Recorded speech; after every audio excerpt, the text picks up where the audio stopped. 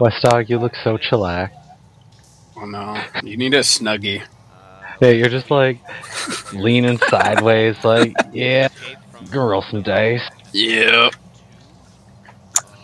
It's cold. West Dog, It's you look freaking so chilly chillax. out. Like, What? It's fucking September, dude. It's like 70 degrees here still. You can suck a dick. Okay. I live in civilization, so. 54 here. Alright, so last time you guys escaped from the... What I hear myself? Someone's using speakers and stuff. Last time you guys had escaped from Velkneville.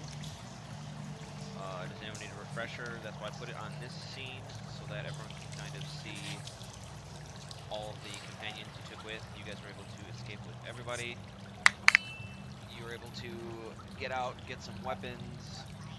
Everyone kind of got most of their stuff back.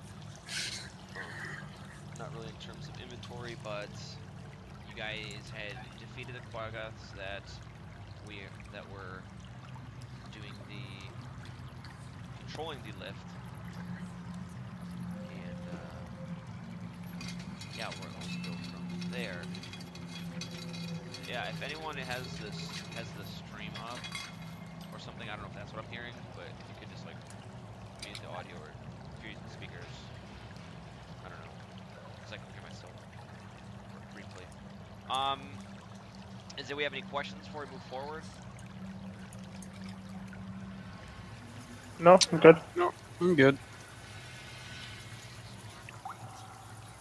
Okay, so we were going down the lift, and we'll go to that.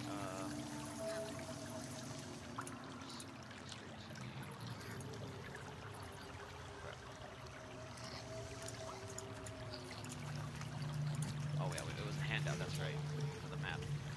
That was the side view. I do use the handout for Velkneville. Yeah, for the handout, you guys, you can see what the lift is. You're kind of going down from there. As you're going down from that lift,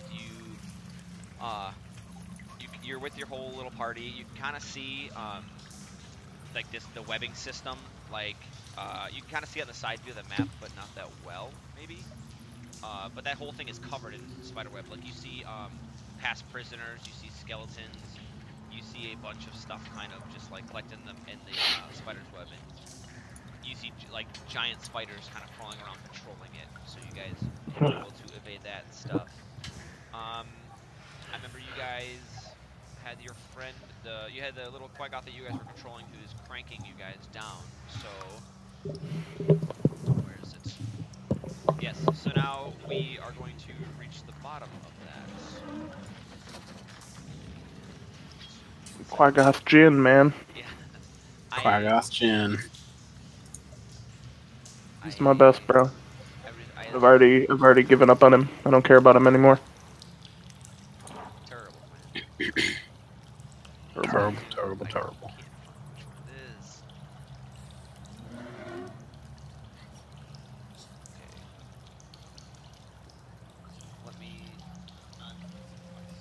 Yes, okay. Here's the one. We're going to look at the map one more time. So that's kind of where if you guys can kind of see the little lift, I mean, it looks kind of, yeah, that thing. Yep. So that's where you guys are, and you see like the body of the dead Quaggoth at the bottom that was kicked off and fell over. And now you guys are kind of in this giant chasm that you can see. It's very dimly lit. There's this stuff in the tunnels that looks almost like a it's almost like an energy that kind of connects to the walls and is all around and is I don't know how to describe it. Sithy. It's Sithy. It's very Sithy. Yeah, no, it's. You're right. It's like it's almost like suffused with some type of almost like a magic. It's called like Fair's Rest, and it's used to it glows and it has a bunch of other effects that you might find out later. But you're able it's illuminated enough to see that you have a north passage a eastern passage and a southern passage. Okay. So going from there, you have a dastardly little group with you. So I mean, do you guys want me to pull back up the other maps? Do you remember you kind of remember who's all with you guys? I don't know, maybe, but was there anybody that, like, I remember somebody being like, I will not go there. Right? There was, the elf wouldn't go to Menzo Barazon? The drow wouldn't go to the main, drow city. Yeah. He didn't want to go back. To go to Menzo Barazon. That was his big thing. And really, no one wants to go to Menzo Barazon, and for good reason. Yeah. That was where. Yeah, why don't we go to Blingden Stone? I think that's where we're trying to head. Yes. So right now you have the option to talk to these people, or because you guys are gonna have to find out who knows what. Essentially, I mean, the way to Blingden Stone. I don't think you guys really know how to go there, or anywhere for that matter. Who wanted to go to Blingden Stone again? I'm gonna move it back to the cell. So that was Eldest, I believe, right? Oh, the, like, dwarves did? No, the one. I think you guys are thinking of Jim Jar. He wanted to go to Blingden Stone. Jim Jar wants to go to, where did Eldest? And so did Topsy and Turvy. They wanted to go to Blingden Stone also. Yes. And then Eldest wanted to go where? Topsy and Turvy said they know how to get to Blingden Stone. They never really expressed a want to go there. They just said they know of it when you guys were talking to Jim Jar. Okay. I mean, we can just go through and you guys can talk. Like, let's pretend this cave scenario is like the bottom of the lift. And, Sure. Darren Dill's just gonna eat Algrim. Oh. He's dead forever. So you have this group of people. You have them all kind of sitting there, and they all start. You can hear everyone's kind of like maybe talking, and kind of looking and pointing, or they're kind of like drawing in the dirt, and they're kind of looking at the tunnels and almost kind of like not bickering, just about bickering where they want to go. And I mean, at this point, everyone can go their separate ways, or you guys can maybe try to keep party integrity, or it's up to you guys. I mean, what do you guys want to do? I mean, they're free to go where they want, right? Like, they just have to navigate the frickin' Underdark. Yeah. We're not really... They're not necessarily, like, tied to our group either. Like... Yeah, but who did we want to go? So, that's the first order, right? Who did we want to go with? We have to decide, I think. Blingden Stone, maybe? Or is anyone else up for that? Stool seems like kind of we would want him around. I'm going to disagree. I think he's pretty useless. Well, that's your prerogative. It's fine, disagree with me. But he seems like he'd be pretty invaluable in a shitty situation down here because not a lot of things speak our language. Yeah. So I pull out my pipe and start blowing bubbles. Yeah, he's pretty useless. I thought you were going to say you're going to shoot him in the face. All right, that solves that problem. Moving on. None of these guys have really, no matter how like mean or badass any one of them has tried to act throughout the course of the whole prison scenario, none of them really kind of make the move to go by themselves. Like you gotta remember, this is the Underdark. The place is pretty terrifying. There could be any horrors around any one of these tunnels. Yeah. And like you can see the tunnel because you're in a big cavern, but it's just straight darkness. So no one's like, all right, see you guys later. So Jim Jar wants to go to Blingden Stone. Where did Bepito and Eldest want to go? When you talked last to Bepito talked about going to Racklestill. That's the Dwarger place, right? It is it's Dwarger, but it also shares its home with the Darrow and okay. And then what was the name of Eldest, that city? Racklestug. Okay. Well, I'm throwing in my hat for Shushar, Darendale, Sereth, or the Orc because his name isn't listed, Scott, so I can't see it. Because his name is it's because he's too far down there. Okay, so Ront, Darendil, Sereth, and Shushar are probably... We're going to want at least one of them with us because they've obviously kind of know their way around and they're very useful in a sticky situation. So, Well, Shushar said he could navigate the Darklake. Right. Yeah, Shushar stepped up and he said he is one of the only ones who can navigate the Darklake, and he said he knows the Darklake is only a couple days travel because it's right near his hometown of Slubadop. Yep. I personally wouldn't want Ront coming with us. You saw how he treated us when we were helping him. So. Right, but he did come around when he was able to communicate with Nixum. Yeah, I mean, to a degree.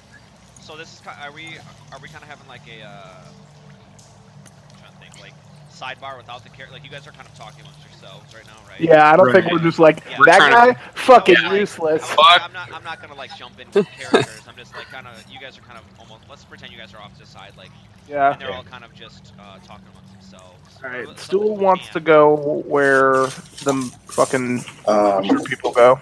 Yeah, we don't care about Stool. I care about Stool. And when you say we, you mean you. Eldith can come along.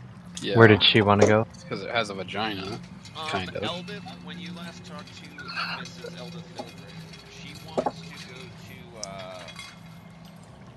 She said she is unfamiliar with where she's at. Useless. She's a great navigator. She talked to. Eventually, she'd like to go back to Gauntlegrim. Okay.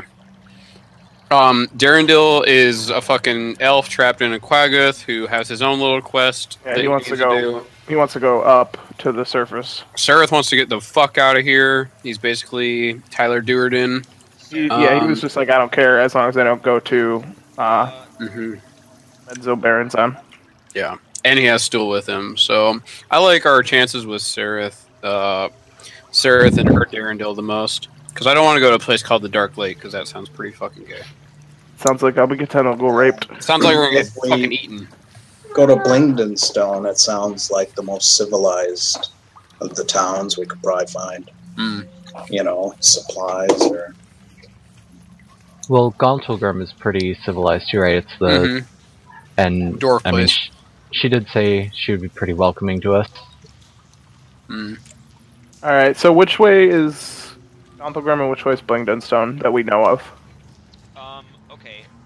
To get to... And if we don't, then I can ask people, but... Yeah, Blingdenstone, from what you guys have heard from them, is going to be to the north. Going to the if you listen to what Shushar said, it's to, if you want to go to the Darklake and Slubadop, it's to the east. And to get to... Darklake. The dwarf city? The dwarf place. Yeah, Gauntlegrim is going to be south, but you'll hit Graftonstone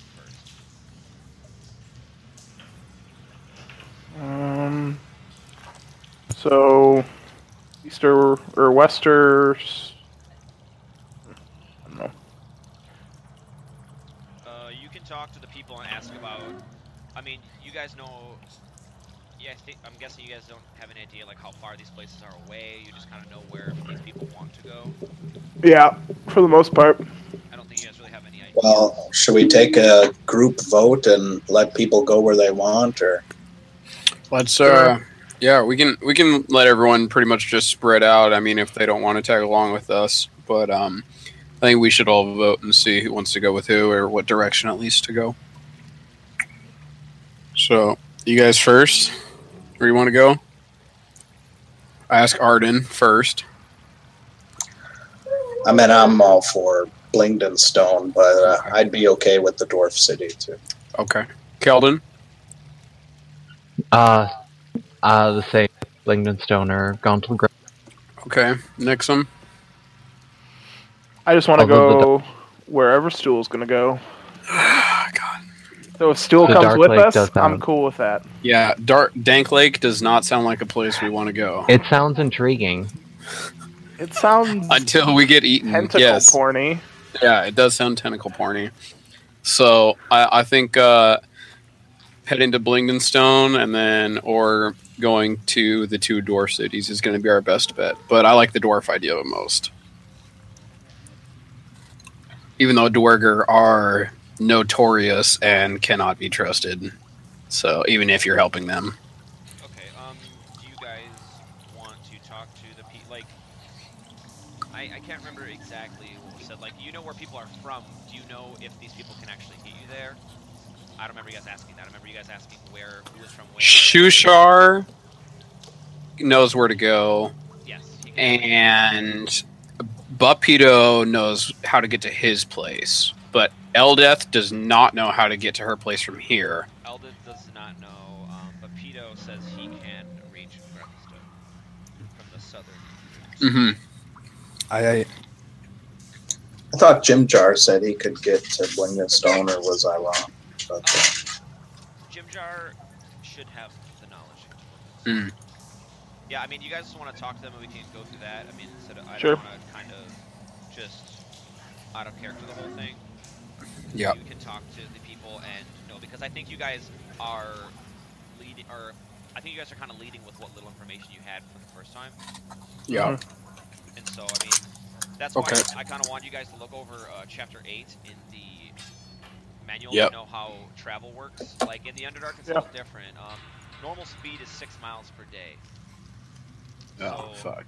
Well, I guess that makes sense. Slow is 4 miles a day, but you have the chance to improve forage and use stealth. Excuse me. Or fast is 8 miles per day, and a -5 penalty to passive wisdom perception scores, and no foraging allowed. Yeah. Well, I vote we move slowly and carefully, but we should figure out where we're going to go first. Let's have a chat with our Bupito friend over here and see if he has a reliable way, and then we can also kind of gauge how he's going to treat us. Sure. Okay. Kind of get his personality pegged, because we did not talk to him that much when we were first here. So yeah, you guys, I think Keldon and Eldith and Bupito were all working together, cleaning the beds and stuff. Yeah, all the dwarves. Okay, yeah. So you want to go talk to Bupito?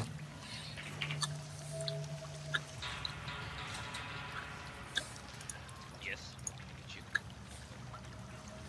What's the name of his town? What's the name of your homeland, Bupito? All right, and do you by chance know how to get there from here? Of course, it is something time. Now, since we've freed you and everyone else here, would we be able to expect some kind of hospitality from your people, or do you not know? Kind of, let's say when you say, like, since we freed you. Because they also dispatched Shroud in the back when you guys were also forward looking. Because you guys went through rooms and were looting and stuff. These guys still were able to keep up with you, and they slaughtered Shroud too. So he kind of gives you like this, kind of almost like this challenging glance. Okay, in terms of hospitality, you asked about hospitality, I'm sorry? Yes. He says, yes, we have the finest dwarven equipment in Grefstone. I need to return to my people. We're considering go there, we just don't want to get murdered. When you say that, he kind of gives you like a wry smile. He says, do you know where you are? I mean, I'm sure your town is much nicer and hospitable than here, but I'd still like to keep all my fingers and toes. Yes, he said, and then he says, Grefstug, from here, 28 days. 28 days. Well, god dang. All right. Well, actually, let us get back to you. Fedora. Yeah. He just goes back to kind of stroking his Fu Manchu. All right. Jim Jar, how's it going? How you doing? Hey, so you know how to get to Blingdenstone, correct? From here. Yeah, and you see him. He points right to the northern route. Okay. How long of a trek do you think that's gonna be? He kind of looks, and you see him he puts his finger in the dirt, and he draws like a big circle, and then he draws around the north, and but like you see him kind of put an X where you guys are now, and you see him like to the left of that draw a big circle, and then you see him draw like a route throughout the north, and it's a big. He makes like a big arcing over the circle he drew, and he's like about 30 days. 30 days. All right. I will be right back. You, come over here. Well, so far, gentlemen, it looks like we can spend 30 days to go get robbed by deep gnomes, or we could spend 28 days to go get murdered and our bodies dumped in a pit by fucking Dwerger. So I'm not liking either option right now. Let's go hit up our drow friend over here. Sure. Sarith, where are you trying to head after this ordeal? He kind of like at first pays you no attention, and then he kind of looks up at you, realizing if you won't go away, because like he's kind of reverting back to like his aloofness, his drow, like because he's free, like they're not captive, so he's falling back into like he's fuck that dude. He's a drow that thinks he's very hoity-toity, but he kind in of my broken Elvish. Well, you guys still are all spored up, and he kind of looks and says, so quiet. Hold on, let me fix that real quick. You're not quiet to me. No, TJ asked me on the stream. Oh, okay. I knew that might be a problem, because that was my problem with the OBS from before. Okay, he kind of takes Stool, kind of grabs him by like the head a little bit, like kind of nestles him forward. He's like, well, I'm gonna see what I can get for this one, and then I maybe drop back towards the Neverlight Grove, but I don't know the first place to begin to look for there. So the Neverlight Grove, huh? What is this Neverlight Grove, and why do you want to go there? If you don't mind me asking, of course. He says this little thing wouldn't shut up about it. You're hoping to maybe find more of them there? And he kind of starts giving you a good slow clap. The last horse finally crosses the finish line. Well, and now I guess there is the last one to deal with. And that is this fucking thing. It's a Kuatoa, man. A fucking Kuatoa. Slop a dop. Alright. Shushar, you're the last one, but you probably have the best chance. You said you can take us to your village? Yes, he says, he kind of looks at you, and he's almost kind of annoyed that you came to him last, because he watched you kind of ping-pong around, and, you asked him, you want to, I'm sorry, what was the last part you asked again? If he can take us to his village. He's like, of course I can. And he kind of walks over to Jim Jar's drawing, and he kind of, I'm gonna say, whatever. Oop, shit. Oh god. Oh god. Fall from the sky, you're dead. Oh god. Topsy turvy, no! Yeah, no, he kind of walks over to Jim Jar's drawing, and he says, if I may. And he draws where Jim Jar kind of drew that remember how I said Jim Jar kind of drew a big circle? Yeah. Mm-hmm. And he drew the overarching circle, and he draws a dotted line through the big circle. And he says, could you like draw the big circle and stuff on like a blank page for us? oh, it's Like on the left. yeah, I mean, yeah, it's not too. There you go, Mike. Well, I just want to know, like, if people have started marking on the map where things are, that could be You guys don't like have a map. He's yeah. drawing on the ground. Okay, never mind. Then. Okay, he says we're here. I can Blingden Stone. I can go right here, and then Shushar kind of draws like that, and he says, he's like, Kuatoa are the navigators of the Darklake. We can easily get through. It is the central hub of the Underdark. And he kind of then shows another kind of X, and he's like, Slubadop is where I would like to go. But after that, I will navigate the Darklake for you. Okay. Well, let me and my companions have a sidebar for a minute so we can decide where we're going to go. I would like to, Scott, talk to Stool in my brain quickly. Sure. God damn it. You fucking queers. I kind of think, I says, hey, Stool. says, "But I'm not wearing any clothes." Oh God. What's a butthole? God damn it. I'm sorry. That's what I got from your mind waves. Mm-hmm. Stool. So it seems that this dark elf is very protective of you. Might be a way of saying it nicely. Yeah, he's heard everything, like, cause he has all the little. Everyone's shroomed up. Yeah, and I would just I say to him like, do you trust him? And he kind of you hear he's like, well, if he takes me home, I'm okay with that, because once we're there, he'll stand no chance. Sure. Where's the Neverlight Grove again? To be honest, I have no idea.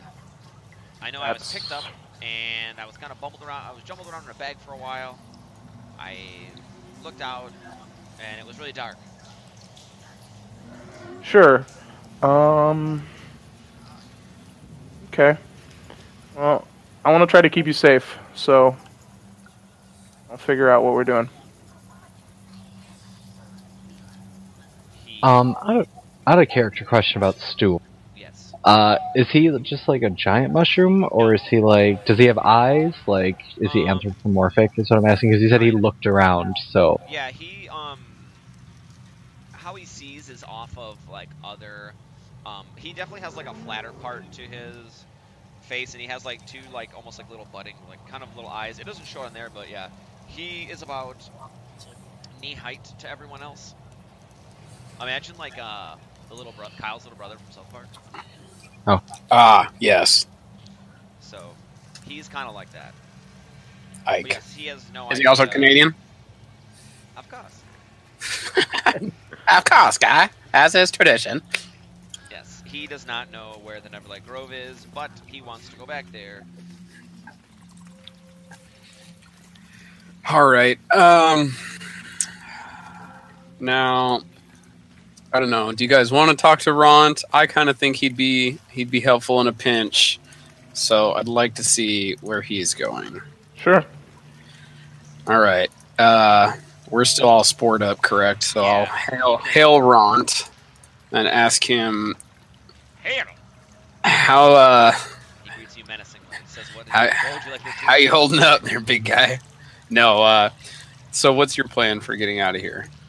He kind of looks over to you and he's like, me figure I stay with you folk, because you might need my protection. And he kind of sounds like uneasy. That seems kind of an odd change of character for you. You can kind of tell like he's looking around the giant cavern and It's feeling very he's not feeling as big. yeah. Well, I think you have a spot with us. You can follow us for as long as you'd like and give us protection. He kind of like does like a nod and continues looking back around. Kind of just like on lookout. Yeah, he's got an itchy finger right now. I gotcha. He's a little looking over his shoulder and stuff. Yeah. Okay, last one is going to be Darendel and Elith then. Darendel, I know you just want to get to the surface so you can get back home, so I assume that you would want to stay with the group, correct? Yes. Okay. Well, that settles that. Good to have you aboard. Eldeth, do you care where we go, or are you along for the ride here? We will be trying to get to the two dwarf cities soon, but I cannot imagine you'd be very welcome in the Dwarger city. Well, I'd have to make do, but I'm willing to go along as you have me. I can walk through the darkness. I can't do it, female voice. So yeah. Okay. Just give me a boner anyways. Told you, just Mrs. Doubtfire. Oh, God. I always think of wash your back. Wash your back. But I just can't do it. Yeah, she definitely says, I may not be of any use. I do not know how to get to Gauntlgrim from here, but I am very perceptive. I can see things others might not. Okay. Where also I go over sidebar with our base companions, our Yep. party, and say, so I think that we should go with Shushar first. Everyone else seems to be pretty much along for the ride, and Shushar, after visiting his town, will help us navigate, and that'll be a lot of help here. So I think we should appease him first. We can go eat some fish or whatever the hell they do over there, roll around in the mud, and then we can have a companion along that's going to help us a Hold lot. on. You have to take 5 meta damage. You don't know anything about the glitch of your character. Ugh, God. Did we take a long rest or no? No, you guys went down. Okay, the cool. We haven't taken a rest yet. Okay, cool. Perfect. All right. So, everyone down with that? Yeah, you guys are. I mean, go anywhere you want. Do anything you want. Please don't feel that. Alright, I go back up. I go back up the. We gotta check out those 2 rooms. It's No, like Jack. you just hear, I have Stockholm syndrome. I go back up the room and I lock myself back in that cage and I just sit Yep. there. I alert the drow, tell them the plans. Thank you. No, Okay. But yes, I think remember, Shusha you would guys- be a good ally. just to like out of character. Remember, you guys had escaped the prison. There You was don't have a still character, you're a DM. a lot of drow in the place. You guys like didn't wipe out the whole place, so Oh yeah. just Yeah, so we- it's not like, hey, you guys want to fucking set up a fire and Maybe we do. Yeah. please go out. I wanna attract them. Yeah. All right. So, all in favor of going with Shushar first? I'm fine with that. I mean, he seems like he knows this place better than anybody else. Looks like Arden and Keldon are Yeah. sick with muteness. Probably because their names rhyme. Or someone else has long-windedness. But no, Oh. I think just in terms of getting away from here and anywhere quickly, Shushar's definitely our best bet. Mm-hmm. Yeah. Real quick going forward. Yeah. If you feel like someone's talking a lot and you want to talk, just type in the chat or something that like you kind of want something to say, or because I mean, as being a player too, sometimes it is easy to lose focus if like you kind of have a prerogative and you're kind of trying to make like a picture. So I mean, yeah, don't like let's try not to be any animosity. I'm not pointing that directly at you, killed it. I'm saying because I know other people might want to say something. And No, I was just kidding. no, anyway. I know. That's why I'm saying, like, if you feel like you have a point before we move on to something, or if there's kind of like a heated discussion or something's going on, I don't want you to be like, well, I really think this is a good idea to say or bring up, because there's a lot of times I'm looking for certain things, and if you guys don't do it, Yeah. I will just keep I'll just keep going. And my character is kind of a self-righteous dick, so you guys should feel free to tell me to shut the fuck up. Yeah. I'll be grandstanding and soapboxing a bit, so feel free to tell me to shut up. Okay. So I step in front of you and grab my bubble pipe, start blowing bubbles, God damn it. and Why is it a bubble yeah, pipe? I agree. Why is it a bubble pipe? That's what I grabbed. Where did this bubble go? Oh yeah, I It remember. was in a chest. It wasn't a Drow- chest. I forgot about drow-made this. bubble pipe. Yeah, what the I fuck? So, and then I appreciate start people liking the rubbing- items. Start pretending like I'm very deep in thought. Thank you for letting us know that you're pretending it. I'm describing to you guys Stroke your what's mustache. going on. Yeah, I guess we can follow Shushar. That'll be fine. Well, I'm so happy to have your backing in this one. Thank you. Looked like we weren't going to win that vote. All right, let's head out then. I don't want to see any more damn drow. Okay, one thing I want to do before we kind of set off is we have to set up marching orders, navigator, decide what kind of illumination you're going to be using. You guys are going to be getting hungry. Your foraging skills do not work as well in the Underdark as a outcast or outlander, whatever it is. So Sure. there will be need to get food. This is going to be yes, we should all. I always act on my actions. You guys saw me drunk. Finally, Michael get use out of a theater degree.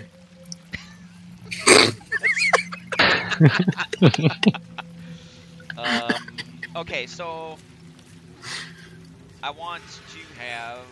How are you guys going to be? You guys have about. Let's see. Let's count. Did we ever get Like, a time? Sorry? Did we ever get a time estimate from Shusha? Because he didn't. We did I don't not. think he told us how long. Oh it no, would we take. did not. But it seems like it might be faster than going around the lake. You can cut Shushar through. Says remember you guys also have spores, so he heard that thought, and he says from Velknavel, Slubadop is about give or take 8 days, but the Darklake is I can get just there, give or take 4. Sure. Question. Duel. How the fuck do we make it so that everybody can't understand us constantly? Because I don't want my own thoughts encroached on all the time. You have something to is hide getting there, pretty no? Yeah, I do. I'm in the Underdark with a Says, bunch of people I do not know. He says, with great power comes great responsibility. I don't Okay, know. thanks, Boderman. Is this Uncle Ben? God no. All right, He Never- says, that's fine. I don't know. I have never. You guys remember? Because you guys kind of like squeezed him into the party and like kind of was like using him as like this duster can, like. Sure. The spores do wear off. I mean, they're not like you guys are embedded forever. We're gonna have telepathy for the rest of our lives. Oh, this is gonna be With terrible. anyone else with stools, spores. So Yeah, you it's could like an just- You STD. could just carry him around and be like, "Hey, you." Okay, so I need to know where's the travel stuff. Okay, yeah, I need to know who is going to be your navigator. Shushar, and we're going to be moving at a. I assume he's giving us some kind of buff to perception or something like that. So I think normal. What? This is fucking believe- Auschwitz. He Elda said will that help. he knows the way. He never said that he's perceptive. I think you're getting the two. You're getting the two. Oh, wrong. Eldith said she was. Yes. Oh. I would like to. I would tell Shushar that while I trust that I'd go up to him and be like, "Hi, I trust that you Do not touch me. know." Sorry, Get your hands off my penis! I'm I really have not tiny, some sensitive so mushroom that you can sexually abuse. I haven't. It's like, never mind. I heard your thoughts. I Anyway, also do not know what a butthole is. I don't know what you're talking about, but anyway, I understand you are well versed in navigating the deep lake and the Underdark. I think it would be best bet if we took things slow and safe. Tried to be stealthy. I'm not from here, but from what I do know, it seems that this is a dangerous place. So, I'd rather go unseen than make a noise. Okay, yeah. You So know what I mean? At the slow pace, you guys are going to be able to use the full ability of like the Outlander foraging skill, and you're going to be able to stealthily move through things. So you will not have the chance to be surprise rounded. But you move at 4 miles per day. I would rather do that if that's okay with everyone else. Well, would Eldith's perception help us if we were traveling at a normal pace in preventing? It's only a modifier. It will help, Okay. but perception in terms of things that she might have a higher chance to see things and be perceptive about some things, but some things are just out of her control. What else is it? Yeah, no, it's basically gonna out of character. It's like meta knowledge. It's basically going to attribute when I do a roll. I will give her perception modifier, which she does have higher than any of yours. To notice hidden threats or see hidden threats, and I mean she's also a dwarf, so she has the best vision down here, and she'll kind of be able to alert the party if everyone's doing. Let's say goblins are coming down the tunnel and you guys are foraging, or you guys are setting up camp for the night, that kind of stuff.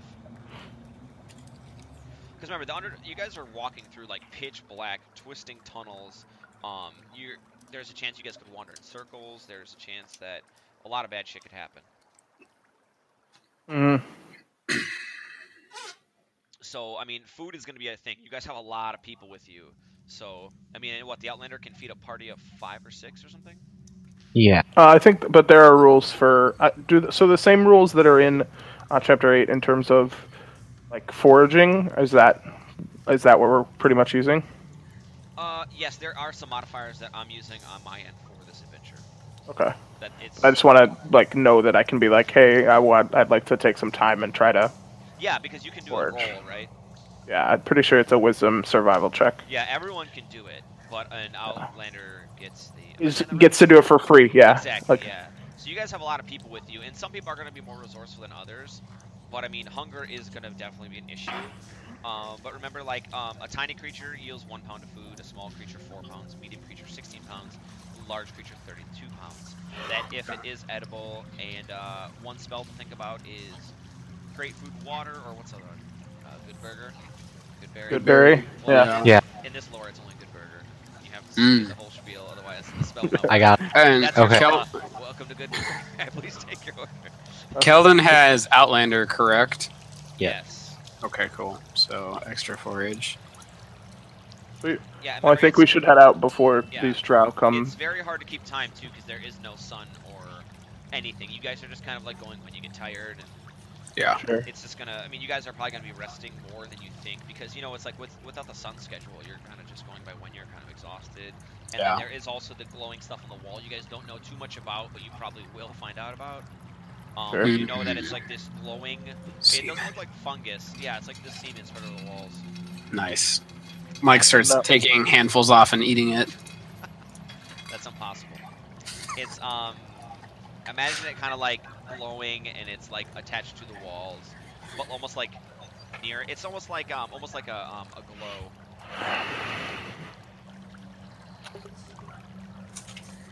Where is it? It's like jelly. Yeah. Also, I'm gonna start. There is. I hope you guys all read that and read the part about crafting in case you guys wanted a different weapon or armor or things to do. You can craft in your downtime because you can only travel so much. Yep. You're not going to be able to. Mhm.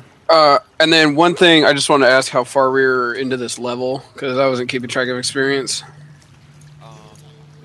I have all the stuff from before. I will. Okay. I'll do it. Well, let's head out then. Yes. Okay. So, you guys kind of get your stuff all together, and everyone kind of agrees. Like Topsy and Trivia are super excited. You hear them clapping, and everyone's just pretty fucking pumped to be out of jail. Pretty much. So, you guys are for this next. Hold on, I have to mess with. I have to fix something quick. It with this new mic for some reason on this. I don't get why on OBS I'm super quiet, but on OBS Multi I'm fine. Interesting. Okay.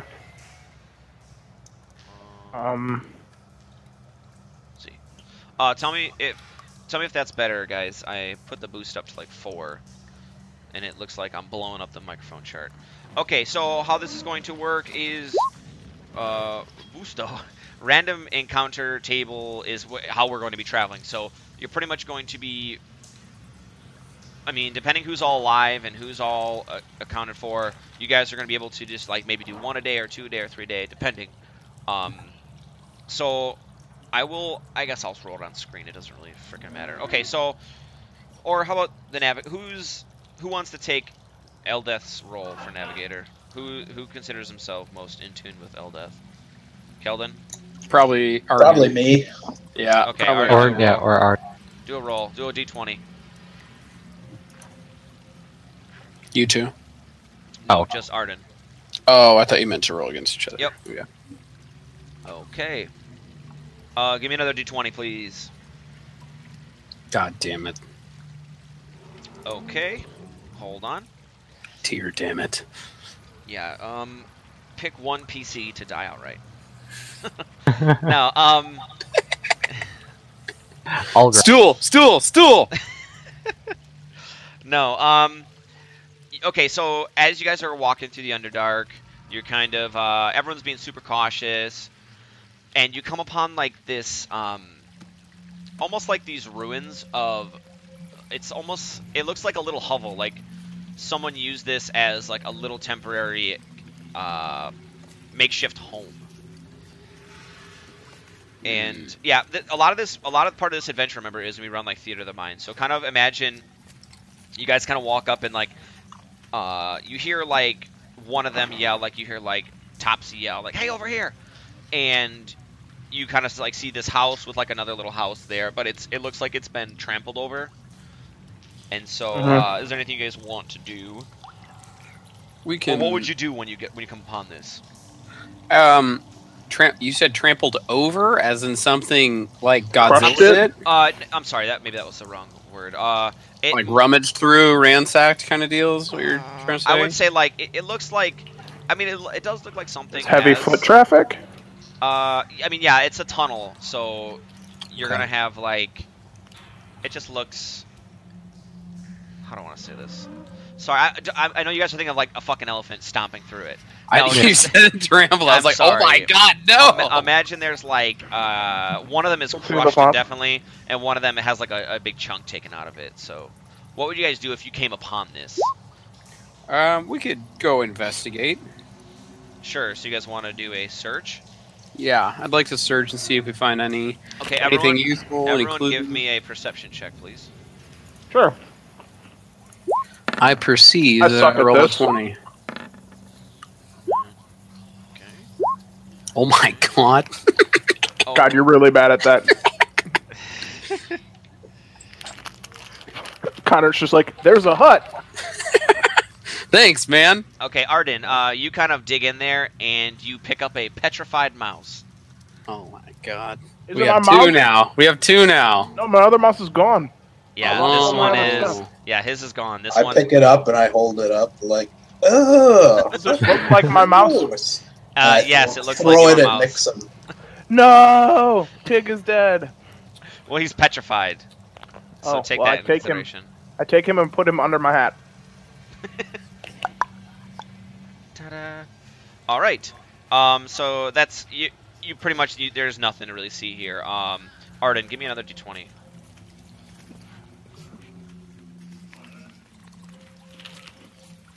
Okay. Yeah. This is just another day of just walking and walking and walking, and it's. You guys feel like you've been in this same underground tunnel forever. You feel like it's just. Yeah, that's how it is. And so this is gonna be like the end of the first day, and you guys kind of find like a little alcove in the cave wall that is sort of just by naturally weathered, and it looks like to have a tiny bit of shelter, enough to fit like 20 people. So you guys can decide what you want to do, if you want to keep pressing on or take a long rest. We're getting kind of tired at this point. Yeah, because you guys are moving slower, but you're going over the most rigid terrain, and everything here is alien. Like, you're constantly tripping because where you think is a foothold, you're just like, ugh.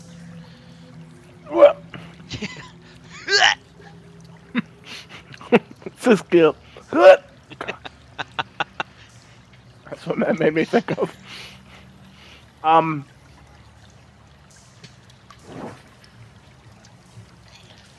So you guys just are. What do we want to do for setting up a watch? Yeah, that's we what need to rest. Yeah, I mean, you guys do what you want to do. You can do whatever. You do I definitely you. think we should rest. We haven't really taken a good rest since we left. Well, Sarah should probably do it because he's an elf, so that would be nice. But maybe talking to it's annoying. We'll see. And I can't really trust him entirely to be our sole watch, so I guess I'll take first watch, and we'll just trade off. Sure. I'd say we, in terms of keeping the group safe, we should have 2 people watching. And we'll take like a pretty decent rest. But 2 people watching at a time, and I think each of us should take a watch with someone else. Yeah. Okay, so set it up for me, please. I want to write that down. I agree. Okay. Me and Eldeth will take second watch.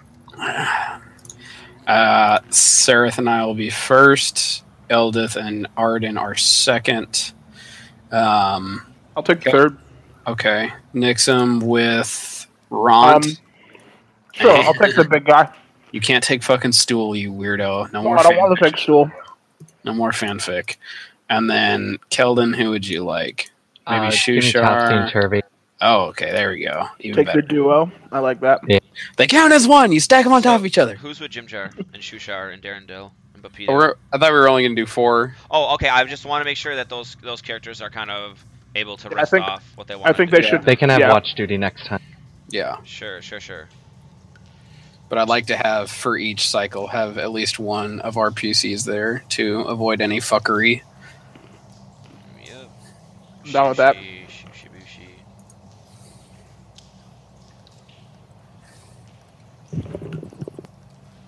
Okay, in terms of... Okay, so the night's starting, and first watch was going to be Corsamir and Sereth. Okay, if you have any questions or...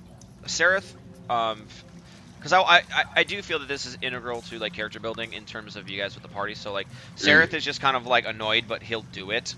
But you can definitely see that it's above him. He's kind of seething. Yeah, he's just kind of, like, making nervous twitches. And just kind of, like, just... try not to doze off, really. Elves don't sleep. Oh god, meta damage! Oh, they rest. They still rest. What are you talking about? They rest. They meditate. No. Yeah, but they still rest. Okay. They're just more, like, aware during it. It's better when you're not talking. Let's go to Arden and... Then a second watch was Arden and Eldith, right? Yeah, he wants to be alone with the woman. Yeah, that's I should have nicked that one. You're gonna be doing too much watching. We're gonna get fucking gang raped. Half our party's gonna get carried off while you're getting acid flung in your face. I feel like I don't even need to speak to you, Eldith. You already know what I'm thinking. What do you say? Wash your back. Wash your back. She kind of looks at you, and she's like, I appreciate the offer, human, but I'm taken. I then pull out my bubble pipe and kind of frown and just kind of sit on watch. She goes back to That's a shame. polishing up her shield, and but I mean, she still wants to engage in conversation, and she starts asking you like a multitude of questions of where you, because like you guys are really the only ones where you guys get to actually speak together. Like Corsamir and Sereth have to communicate through mental telepathy, so she actually likes the feeling of like actually being able to talk to you. So like there's definitely that bond there. So she, I mean, just like out of character, she keeps asking you about like how'd you guys get there and this, that, whatever, and right. Yeah, so you know you guys. So I tell her about Learwick and where I'm from and how I grew up, and she basically explains how much she hates the Drow and how much she wants to go back to her home of Gauntlgrim. She really misses Brunner. She what else is it? She says, she's like, if anything bad happens, and she says, I know I don't even want to think about it. I don't even want to think about it, but... And she holds up her her shield and her mace, and you can see each of them bear an insignia on it that looks like it's unique. And she says, if anything bad happens to me, please take this to the gates and they will know. And she kind of gives you like this somber look about herself, and she kind of like, she looks down, and you can tell that like her hopes for surviving are almost low. Like she just has very low expectations. And I actually kind of get serious for the first time in a long time. And I just kind of hold her chin up, and I'm like, I don't see any reason why we won't get through this. She says, no, I do you have a sister? She smacks you in the face. She's like, 14 brothers. And she kind of looks at you, and she's like, something about these Darrow and this Orc. And this, I don't trust them. The Drow, it's not right. Do you trust them? Just, stick close to me and my companions, and we'll make it there. we're all kind of watching our back, if you get my drift. You know? Okay. What's your bick? Yeah, you guys have been talking so much, and you guys have kind of been really enveloped in each other's conversation.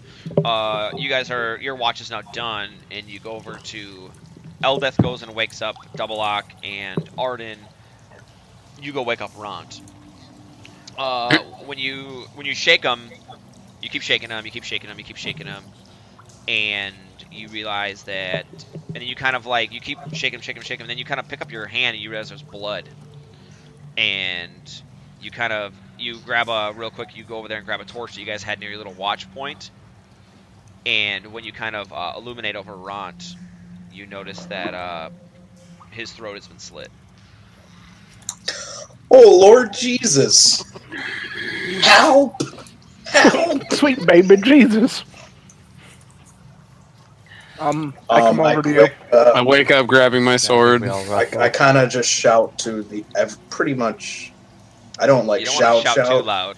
Yeah, but I'm like Come kill anyone us. within earshot. Within earshot. Hey, I'm we're like, helpless and killing each other. You know what I mean? You know, I'm within earshot. Yeah. I'm like, hey. You know, like kind of move around, and then I'm like, I'm also observing, you know, to see if anyone's weapons are bloody. And if there's a blood trail. Arden looks down. His daggers are bloody. Wait. When you look around, you see that the short sword that was given to Sereth, it's next to him and it's bloody. I pull out my rapier. Not too threatening, but just like, Sereth, why is the orc dead? And why is that weapon bloody? Well, he wakes up. He was still sleeping at this point. He wakes up and he says, excuse me, is there a reason for this? And now I get really serious. I'm like, the orc's dead, and your weapon's bloody. He kind of We looks need an down at the explanation. weapon and he's like, this is fitting. This is the same thing that happened in Menzo Baronzan. Accused for another crime I did not commit. Go ahead. You got me. Obviously, since my weapon is bloody, it was me. Look, I'm not saying anything. I'm just asking. But why. your weapon apparently is. You are the only one here with a weapon drawn. Well, apparently mine is heavy and coated with blood, or I would pick it up. Put it away, Arden. All right. Calm down. I slowly Now, put it back. Aren't we all? Are we still telepathic here? yeah. Can we speak read Elvish, everyone's though. thoughts? So Can we read everyone's thoughts? Um, Like, hey, but- did anyone kill this guy? Yeah, I Maybe. would say how the telepathy works is you kind of have gotten used to it now, and any telepathy that you want to be broadcast is, and any like normal subconscious thought. So it's not like you can't be like, God, I want to jerk off. It's like you have to kind of almost like What direct. if I always say that out loud? My body's always ready. Well, no one really understand it because, I mean, you guys only a few of you speak Common and Dwarvish and whatever. So Yeah. how the telepathy works is like, imagine you have to almost like not channel in on someone, but kind of like direct it so that they would pick that up, because you guys are all kind of running on like the stool frequency. It's like shortwave radio. Exactly. We'll call it SWR. Or wait, no. Yeah, stool wave Because- radio. Stool wave I radio. think Was anyone? Sereth and I are the only ones that speak Elvish. You guys so- were sleeping next to each other. Yeah. Who was sleeping next to Ron? Oh, well. Ront was over kind of by the group, and Double Lock was. I would say you guys were like exactly like this. And then I Well, would say, double lock. What the hell? I don't know. I was sleeping. Why are you asking him? It was your watch. Yeah, what were we Well, I doing? wasn't watching over the group. I was watching the tunnels to make sure no one Watching was the right here. small, shapely dwarven ass is what you were watching, instead of keeping our And- party safe. Well, I'm not going to stand over you and watch you sleep. Technically, Slowly grope you. we're safe. Just our like tag-alongs aren't. "Oh no, you guys aren't safe." Well, none of us were injured, is what I'm saying. Oh yeah, just Ront's just fucking stone cold dead. I hear the angst in the teenager's voice. Yeah. Angsty. You killed my favorite fucking guy, you piece of shit, DM. Fuck you! I am God. Kiss it, Well, and I might revive him. I would. I like my orc. All right. Then Well, I've succeeded. what's done is done, I suppose.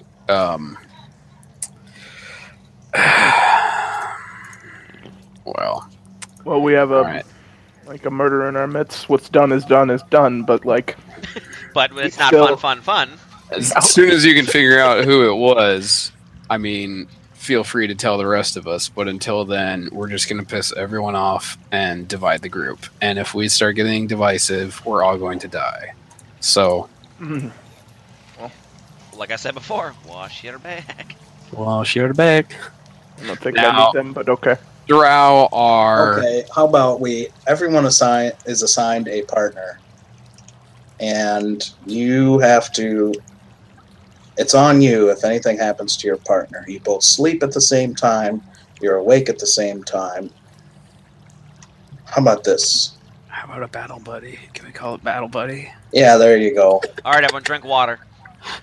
Take a knee, change socks. Okay, yeah, that's fine. You guys, All that I could see, you guys are thinking battle buddies. Like, I'm thinking of the movie Heavyweights. Oh god. get the fuck out. Buddy. Get out. God All right. damn it. Yeah, no, I mean, this is teaching you guys a lesson that you guys, it could be someone in your party, it could be not someone in your party, it could be the Underdark is fucking dangerous, but also you're with a group of fucking wholeheartedly people. believe that Keldon's gonna kill all of us. Hey, Arden, here's a novel idea. Instead of doing that, why don't we, while everyone is sleeping, set watch for 2 people to watch and make sure no one gets killed in the middle of the night? I think. Nah. All right, antagonizing each other isn't gonna help anything. You just said that, I was gonna say. so let's We'll move past it. move past this. Fortunate the All right, hold up. orc is dead, but We're about an hour and a half in. I say let's everyone think about it. Think about what plan we're going to take forward. What plan? Who you think it is? Who you think, or what it was? And these rocks are not in this cave. I'm like the rock did it. The rocks are let's fucking quick deep take gnomes. a pee/drink break, and we'll reconvene in like 2-3 minutes. Everyone, I'm gonna grab another drink.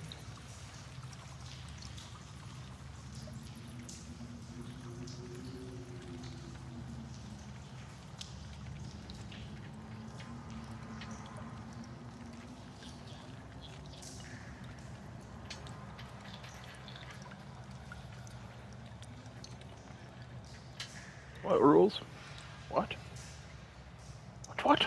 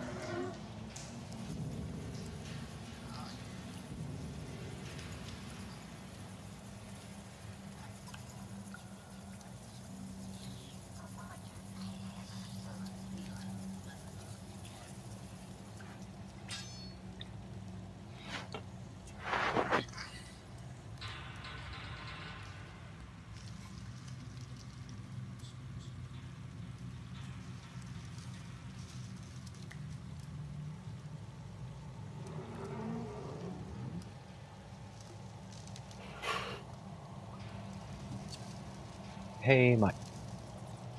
Yeah, what's up? Topsy and Turvy are deep gnomes. I believe Yes. so. Smurf Neblins. Okay. There's first niblins. Snurf- So you can Okay, just say, yeah. you can How, just say deep gnomes. okay, yeah, because I could not pronounce it. Snurf Nibdeen. Just yeah, Smurf niblins. Svirf. Svirf.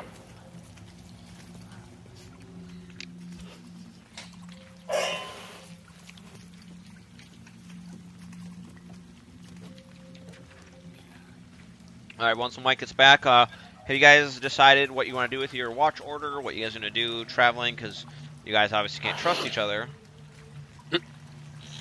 Svirf. I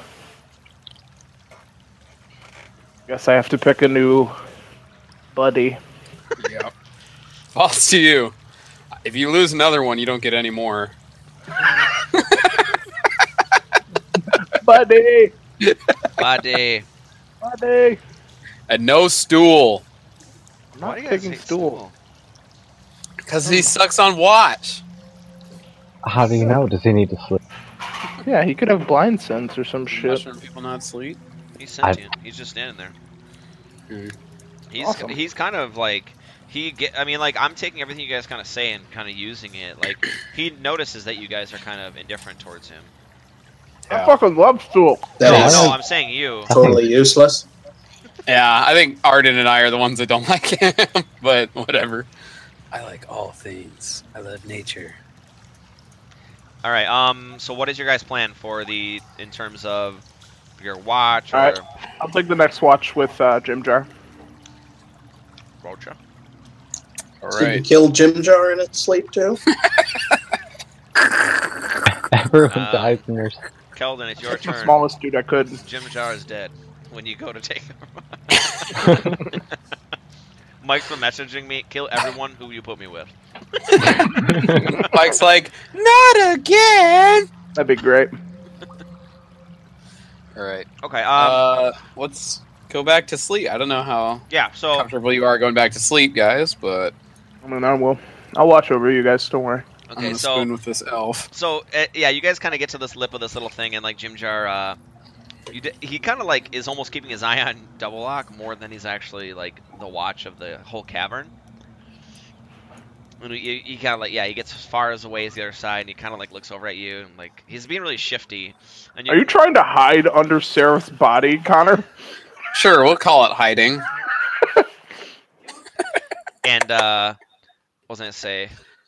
Yeah, he wants. Yeah, Jim Jar kind of is looking at you, and he's like, "Yeah, you can be honest with me, man. Did you do it? I didn't like the orc anyways." No, I didn't kill him. I mean, it's pretty obvious, you? man. What's pretty obvious? Who do you think killed him then? You. But hey, man, I don't care. I don't care. Really, let's split, man. When we find some sort of money. To be fair, true.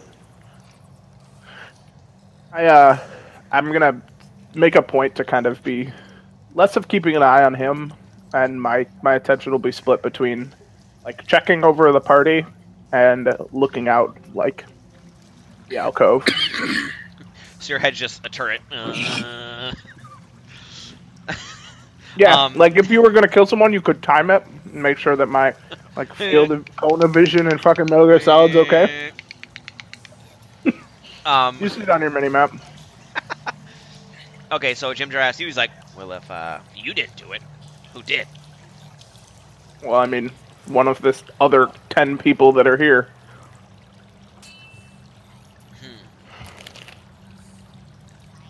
I mean, I have nothing else to go on.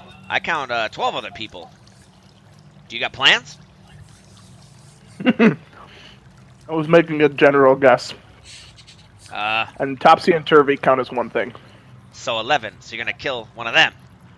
I mean, if one of them ends up dead, then I guess you could point a finger at me, but I'm pretty sure you're not moving from that spot, and I'm not moving from this spot. So if somebody dies, we can probably say that we're neither of Jim us Jar are the attempts person. to kill you. Does he? He stabs you in the face. You're dead. I cast shield. You had a Now- good run. You can now play as Ron's body. Okay, yeah. So, you guys, it's time to. You guys are almost reluctant to go.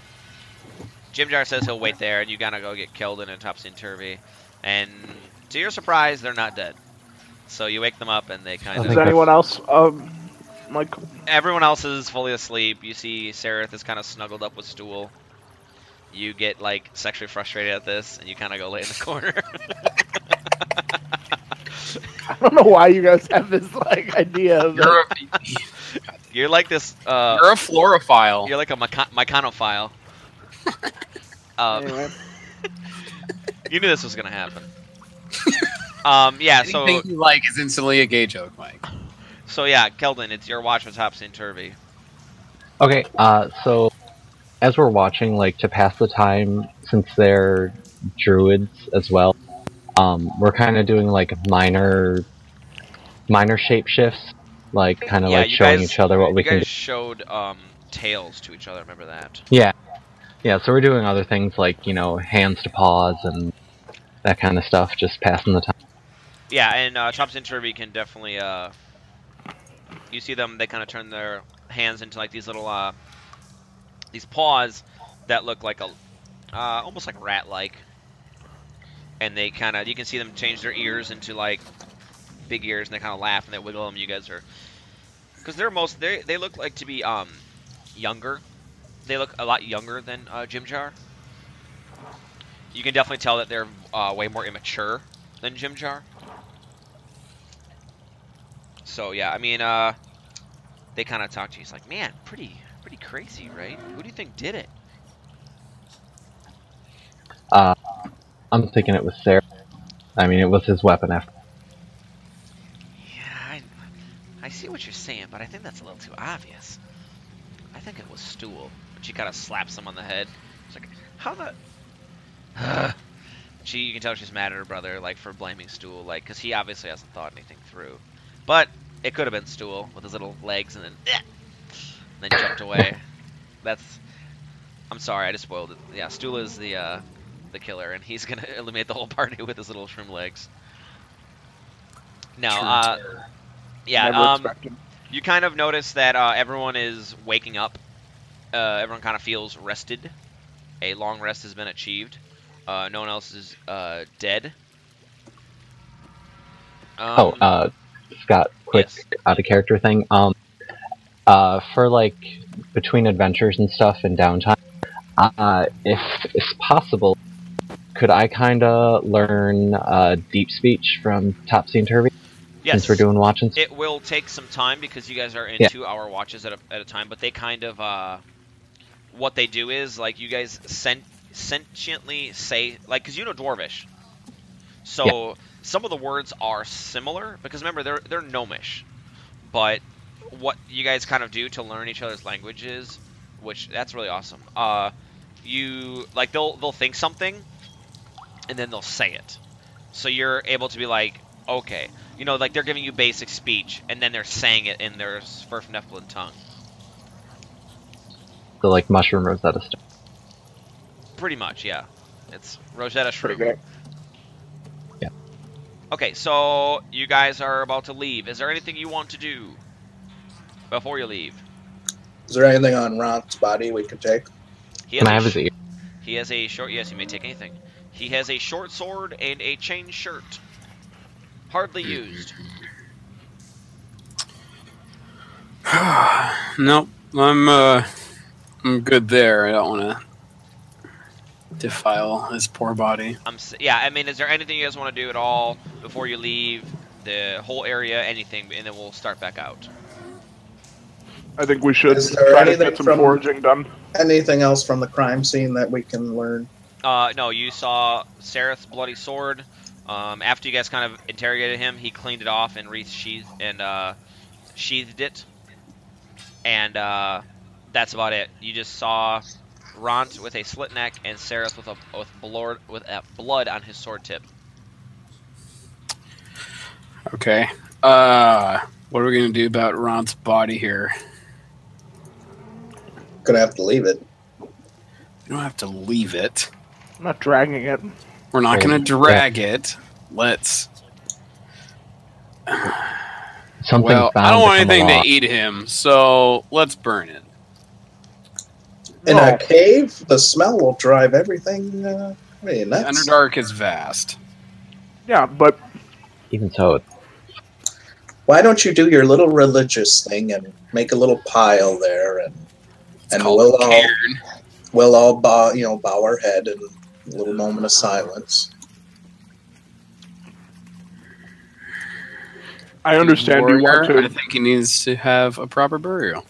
Yeah, but I mean, if you want to stay back while we leave, by all means. Well, I'm not okay. sticking around while you start a fire in the middle of the Underdark in a trap. No fire. All right, here. Let's grab a bunch of small stones and we'll just cover his body. Is that Fine. good? Sounds good. We'll build him a cairn. Yeah, There you we guys. That'll take you guys a couple hours. I mean, there's not. Okay. You have to search around the Underdark. So, During that time, can we have somebody trying to forage up food?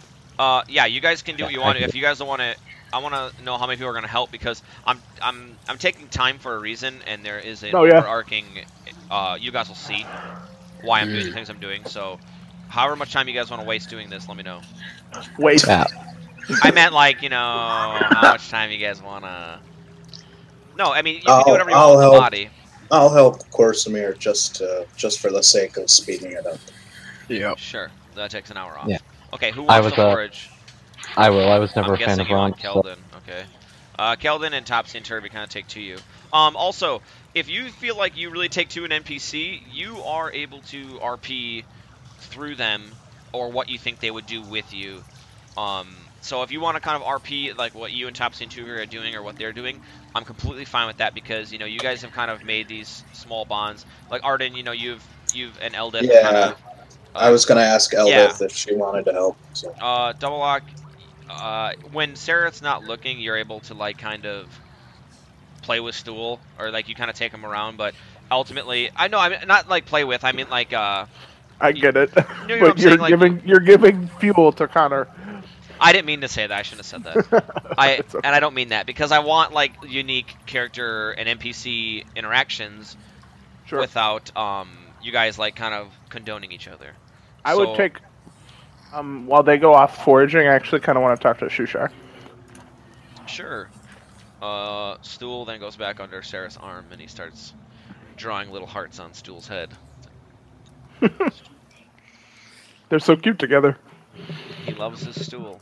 Darrendill's gonna go forage, but he's gonna go do it for himself. Sure.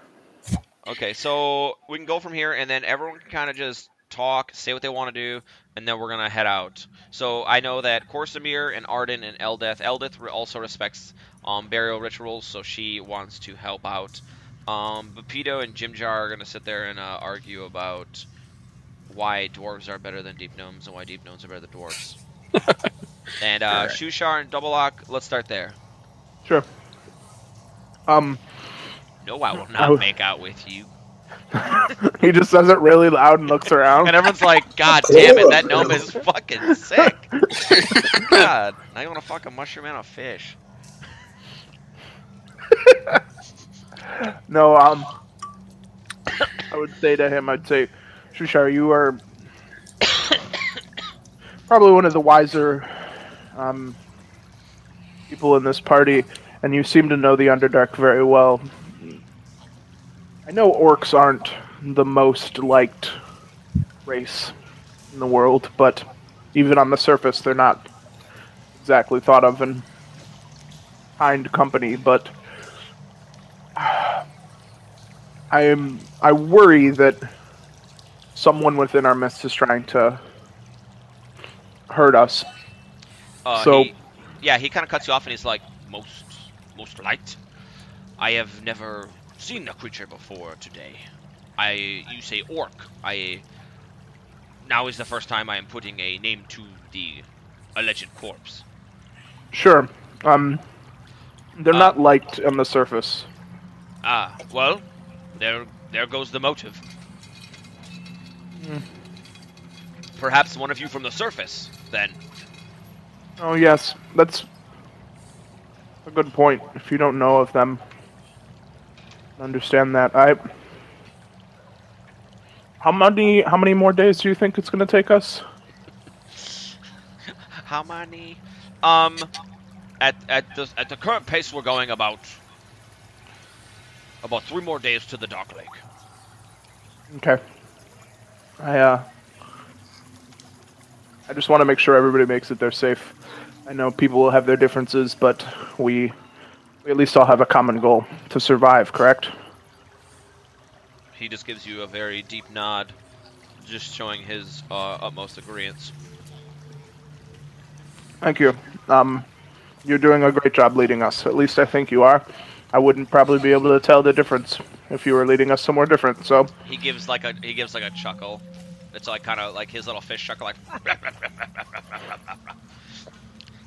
And then he goes real serious real fast, and he's like, "I want to get home as much as you do. So sure. The faster I get myself home, the faster I can get you home."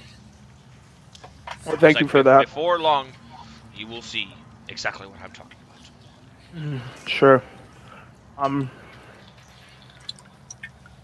I thank him, and I kind of just go back to like watching out for anything, waiting for Keldon and them to get back. Okay. Yeah, Keldon.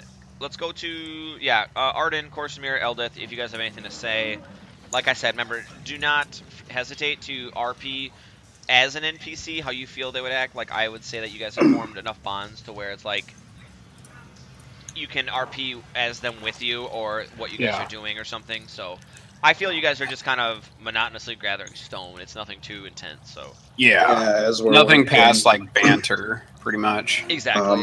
I kind of question Corsemir, like, hey, did you do it? Do what? You know, the do. Did I kill a party member only to take hours out of our potentially extremely dangerous trip to give him a proper burial? Okay, a simple no would have sufficed. Simple not asking stupid questions would suffice, Arden. Hey, man, I just had to ask. All right. Well, now it's You're out of welcome. the way. You're welcome, by the way, for me and Eldith helping you. I do appreciate the help, though, and it's glad to see some people have some semblance of honor around here, though I didn't expect it to come from you. You know, there's a lot you don't know about me. I feel like this is, if anyone's ever played The Walking Dead, it's like, Corsamir will remember this. God damn it. Because everyone knows it what does I'm the talking same about. thing in the Game of the Thrones one, too, so I was just like, God, shit. Yeah, it's like you get that look, but you're like, you get that nod, like, all right. You smack the bitch across the face, and it's like, she'll remember that. Cersei will remember that. And you're like, oh, God. Okay, and, yeah. Well, who do you think did it?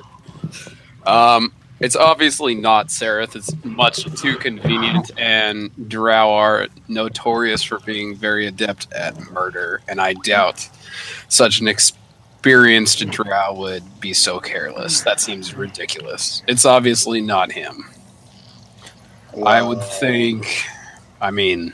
How does a Drow like him totally get his weapon taken from him while he's resting?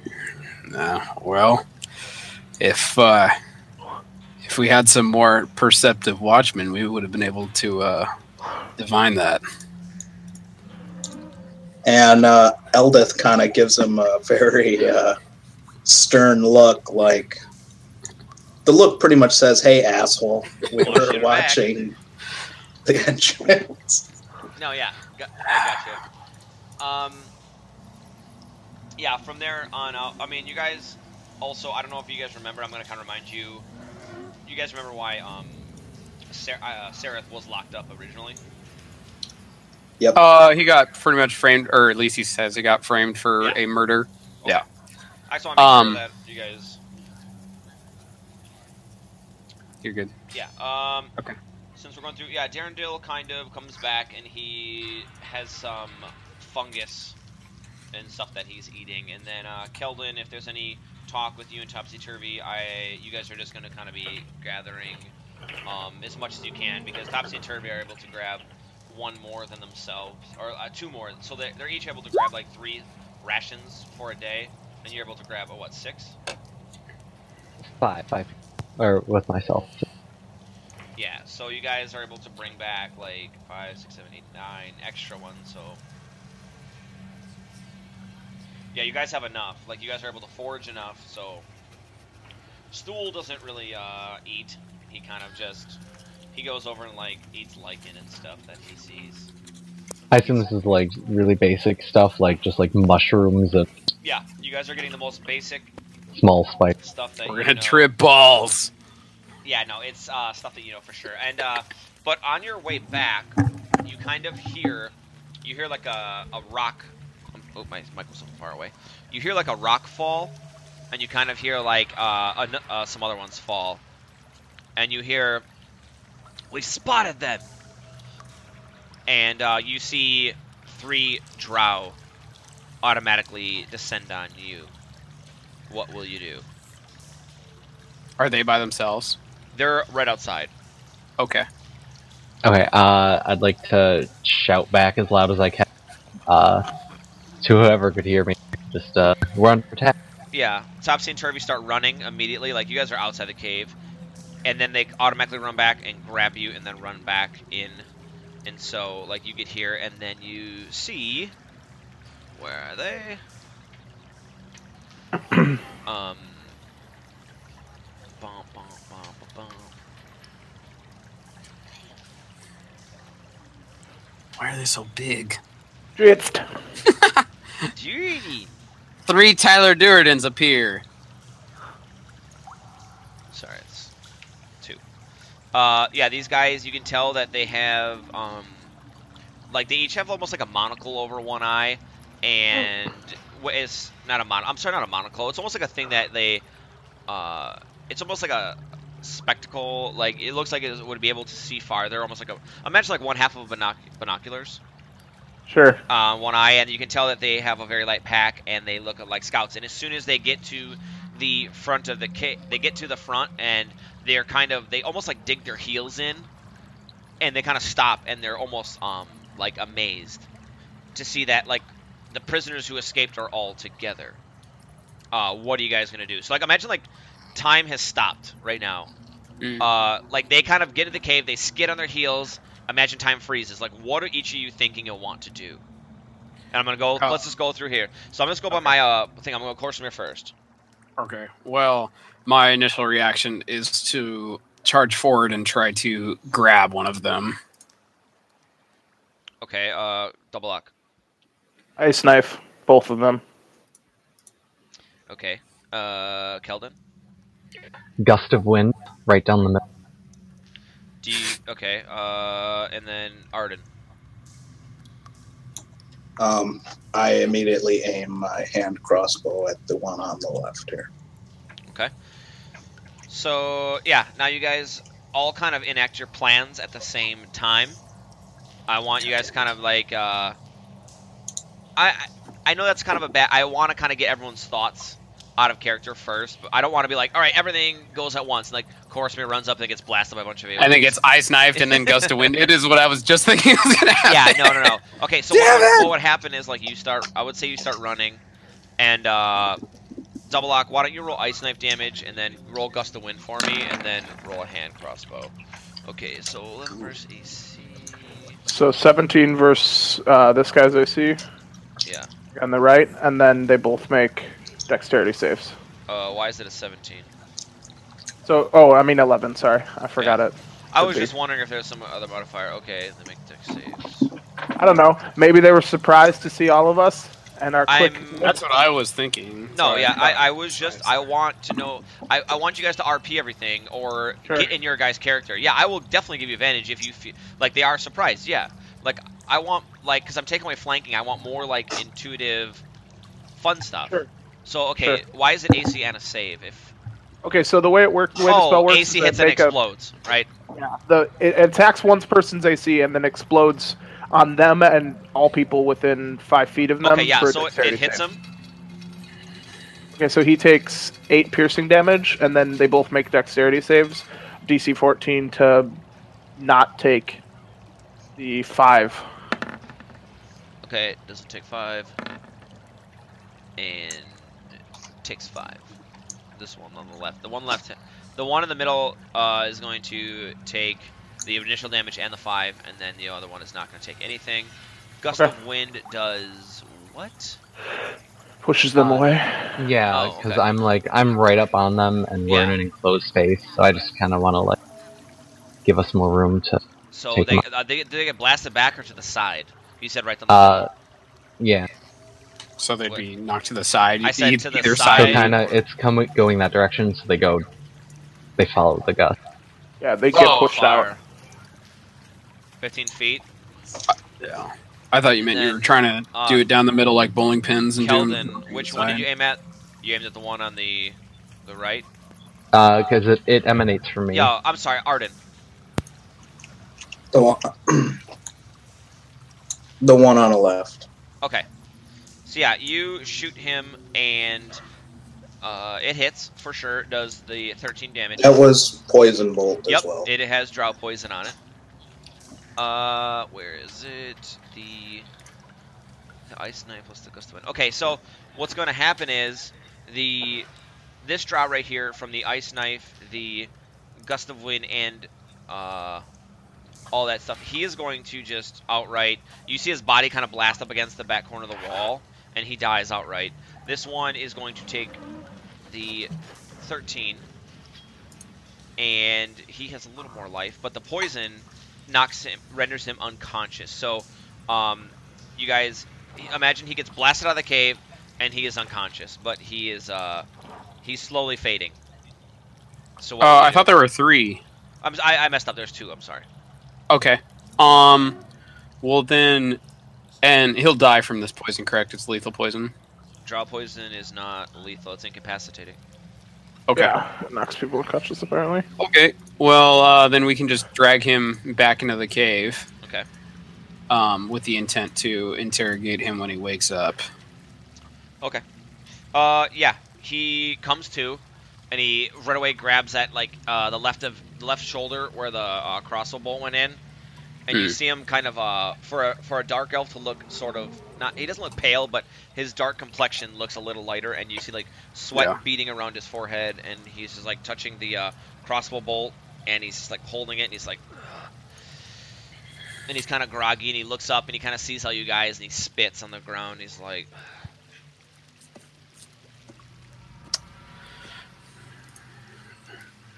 What are you guys gonna do? Are we good? Yeah, Okay. I mean anyone can talk. Okay. If you want to go ahead, never mind. Oh no. I want everyone to get a chance. Say what you want to do. Like go ahead and speak with him before I have an idea. Can I? Yeah, I want all you guys to have an idea. Think about stuff. Do what you want to do. Don't just if you like. That's what I have to do. If you notice you've been talking a lot, maybe like give it like a couple seconds of silence, and then if no one talks, then go right ahead. I just want to keep it going. I don't want to like. Oh no, you go. No, you go. No, you go. Yeah. So yeah. Am I allowed to pull the bolt out and reuse it, or is it done? You can. The poison has run its course, but you can grab the bolt again. Okay. I'll do that, and I'll make sure I do it so that it kind of hurts him. Yeah. By doing that, you realize the tip breaks off, and it's unusable. It breaks off very Sithy. He writhes in pain when you do that, and kind of shoots you this glare. I would look at him and I say, take it. You and your friend are looking for us. Trying to track us down. No, we're looking for a rare brand of mushroom. Well, we have one of those. But besides that, how far behind are your companions? The rest of your party? He kind of looks around, and he's like, that seems like valuable information to you. How about, when I walk far enough away, I'll yell, and I'll let you know. How about this instead? I suggest that you go back to your party, and you inform them of the fact that Kuatoa party attacked a Kuotoa raiding party attacked you and your companion, and he was slain in the battle, but you did not find a trail of us. And I cast suggestion on him. With that. Okay, yeah. So he has to make a DC 13 wisdom. Before he does that, I grab his little monocle. Can I do that?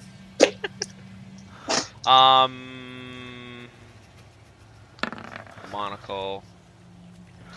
Yes. Cool.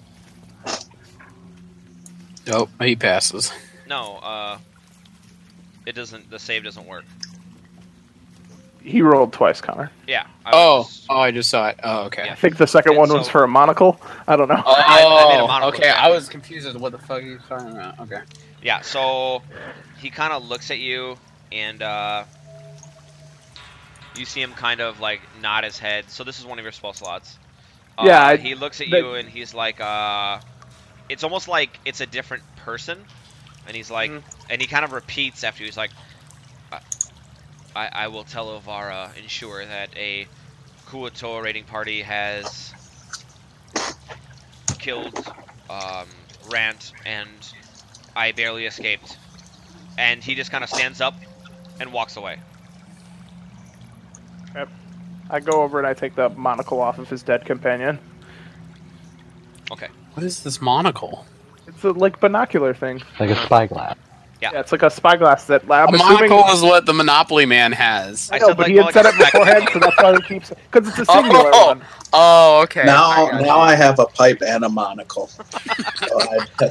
It's more of like a Gentleman is imagine like the World of Warcraft engineering helmets. Yeah, does it just like strap to one eye? It straps to one eye and has like a glass and then another piece of glass. Oh, fuck yeah. So I if totally- I'm Oh, totally taking like one of those. when people paint figurines and shit use? Yes. It's like a Okay. spectacle Sure, kinda monocle like that. thing. Yeah, okay. Okay, Now yeah. we just need to get you a top hat. Okay, Does that give me anything if you have for infravision, having yes. it? I Otherwise, have it's dark pure- vision. No, otherwise it's pure style. Oh, then style points up. Style All right, points you it get is. a +1 to style rolls. Oh, so it won't let me see any farther or No. give me better perception. Oh, wait, I don't think infravision is a thing in 5th edition. It's a homebrew. There's no infravision? There's dark vision, which is Oh. essentially kind of the same thing. No, And this there's low light vision. This monocle spectacle only works on infravision. If you don't have it, sorry.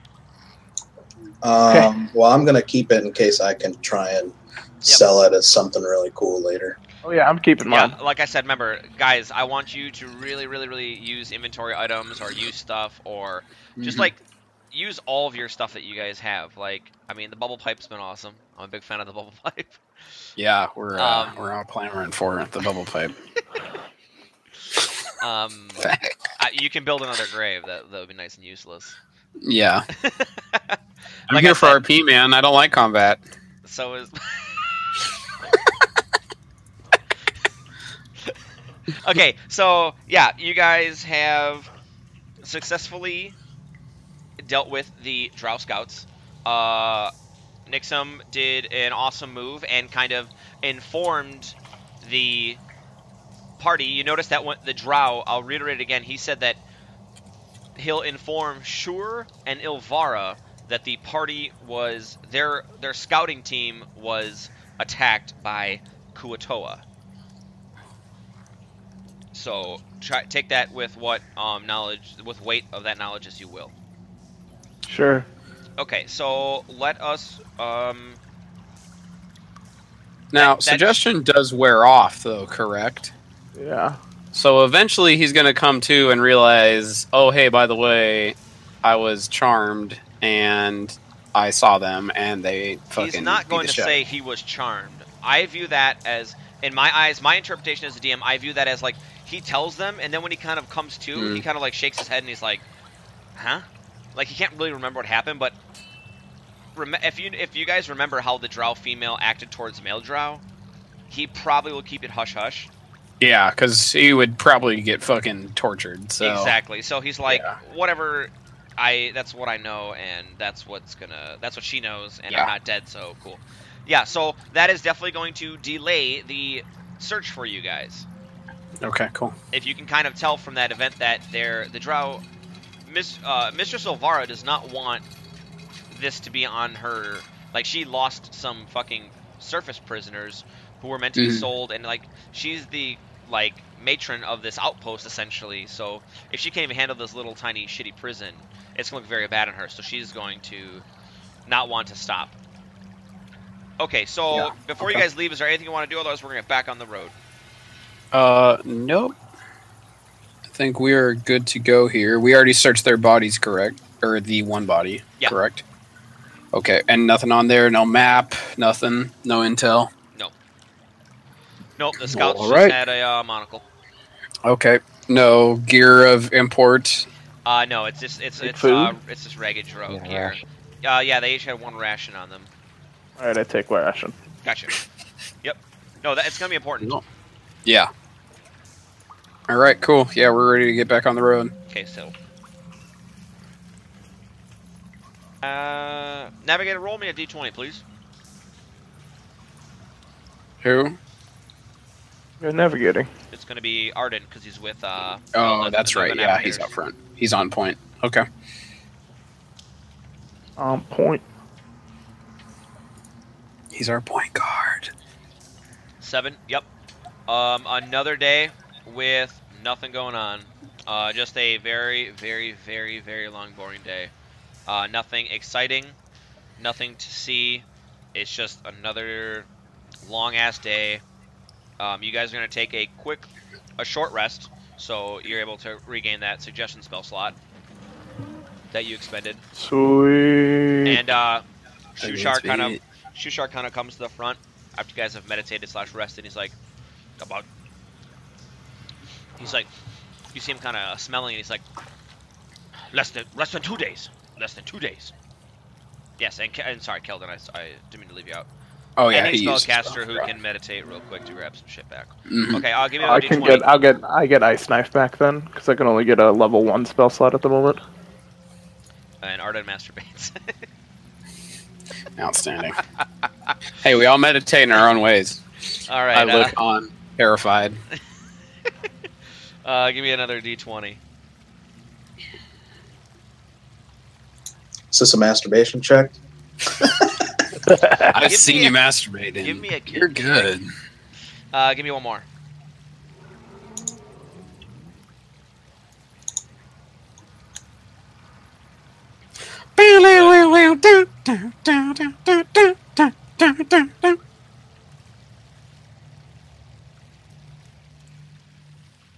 All right, you guys are going to approach what appears to be a very, very, very large, expansive cavern, and it appears to be kind of glowing towards the back end of the cave, and you can see almost like this house that almost looks out of place, and it's next to like a kind of a larger tower. I would I'd turn to Shushar and I'd kind of point it out and say, "You're from around this area. Do you have any idea what that is?" He says, "I have no idea what this is, but I think I fear we're so close. We should just keep going and ignore this."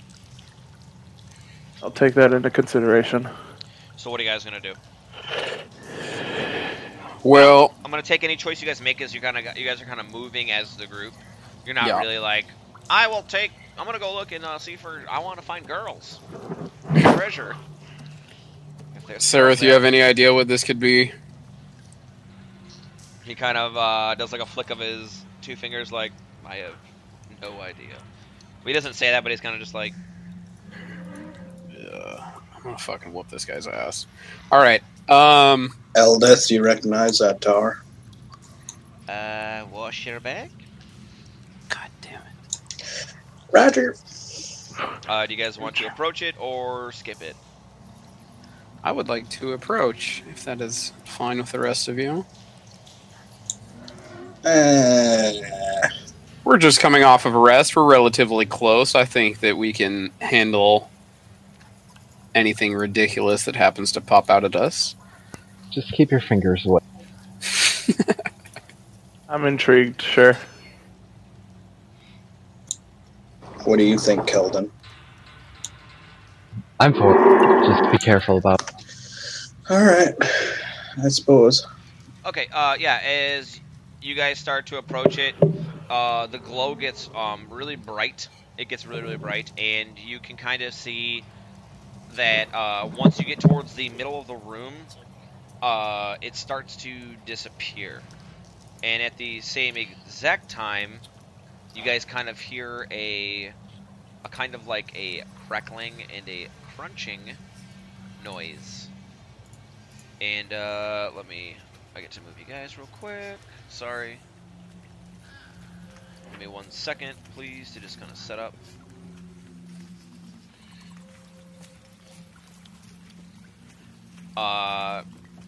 You guys fall through. You hear like a, and it kind of separates, and you guys fall through. It's not a large drop, but it's a significant enough drop where you guys all get like the wind knocked out of you, and you kind of land on like almost like this spongy, but it's almost like a gelatinous kind of film, and it's kind of like watery. Like you can kind of hear like dripping noises, and I don't know. Let me change up the audio here for a little bit. Where's it? There we go. Are the NPCs with us or no? Yeah. I'm gonna. Okay. I can't drag them, so it's fine. We can just wing it. But can I go there. pee first? Okay. Yes. Take a 1 minute. I'm gonna go make sure the baby's cool. 1 minute though. 1 minute. All right.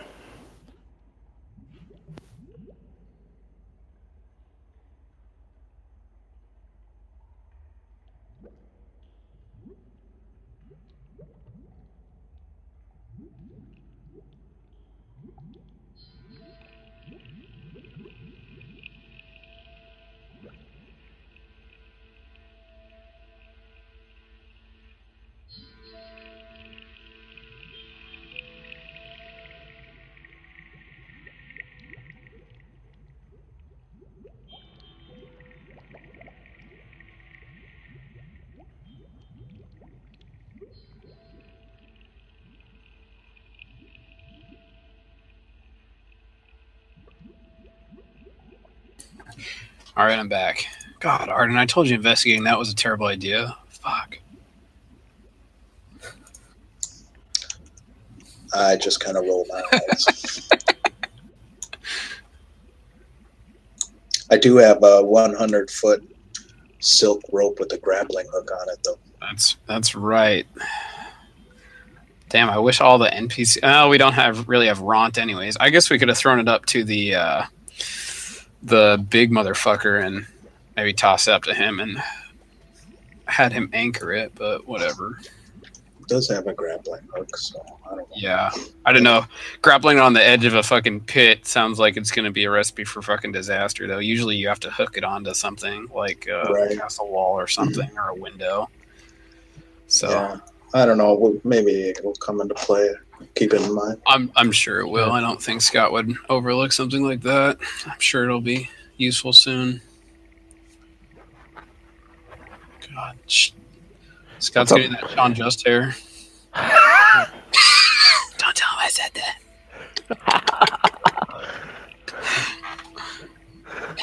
He's just looking. He's just like, Connor fucking said something. That little bitch. I often try to body Sean Justin every. Damn it! Good to hear you. No! Hey, man, it's better than getting that Justin hair. Does Justin have hair? He just hates it. Justin's probably watching. Yeah. Oh, he plays World of Warships. Okay, everyone's here. What was the fact that I would look over? Or I'd overlook, I'm sorry. Hmm? You guys said I wouldn't overlook something. Oh, I said you weren't going to overlook him having that rope with a grappling hook for 100 feet. Yeah. I mean, you guys, it's also the items are up to you guys. I'm not going to look at your guys' inventory and be like, hey. Don't forget. Hey, listen! All right. 1 second, okay. So all of our legs are broken. But this game, it's like Lord of the Rings. So you guys are just like, and you guys are just walking slowly. Oh God, no, not like Lotro. Oh Jesus, that was the worst. Good God. That was the worst. All right, let's. Okay, I feel like The person who got us into this should take point. So Arden, You that's guys on the left and the right. I think it was completely not his fault. There is it's caved in on both sides, so there is really no way. It is 105 feet to the top, so you can throw the grappling hook and it just 5 almost feet catches. too long. Yeah, I mean, it's Weird. You even you go to this big green box and you grab Darren Dill. He appears, but he's only 4 feet taller than you, so he's 1 foot off. He tries, so you're gonna tell Darren Dill to stay here and keep trying, and you let him know. So he can get fucking shanked. All right, cool. Yeah. So the other, if you guys look around, it's like about a 10 feet. It's about like a 10-foot high passageway all throughout, and you guys hear like weird running water, some sort of like awkward kind of noises, like not bubbling per se, but just kind of, it's kind of almost like it. Oh Jesus! Is it what we're hearing right now? The bloom? Yes, bloom? exactly. Okay. Hey. You guys want me to scout ahead? Yeah. You're easily the stealthiest. Yeah, so you notice that like the walls are kind of almost dripping water, but at a very slow rate. And you notice that it's where you move, stealth isn't too possible because you're kind of slushing. So give me a stealth roll. All of us, or just Arden? Arden. Ooh, Okay, yeah. you. No, yeah, that's what I wanted. Okay, cool. You pass it, and you're able to like move with the water and the fluidity of it, and you kind of adapt easily to get it. So, yeah, you can kind of go ahead and have the party move behind you. You guys let me know what you want to do, and we'll go from there. I guess stick close. Or you want me to just come back? We'll probably have you come back because That would make far too much noise. yeah, I'm in chain. They're going to be so slaughter. Us and the whole Partridge family. yeah. So scout ahead, don't get caught, and then come tell us what you find. All right. I turn back to my group, blow some bubbles in my bubble pipe. God damn it. Stealth is broken. See ya. Stealth is broken. Hook horrors drop out of the sky. You hear?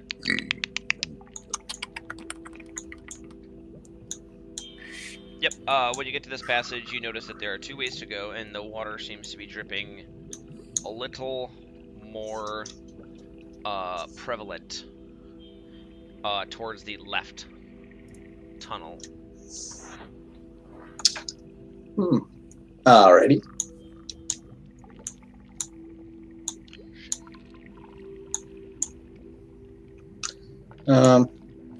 Alright, I hit the end, so maybe I'll just turn back. Or does that keep going? I'll just see what this other path led.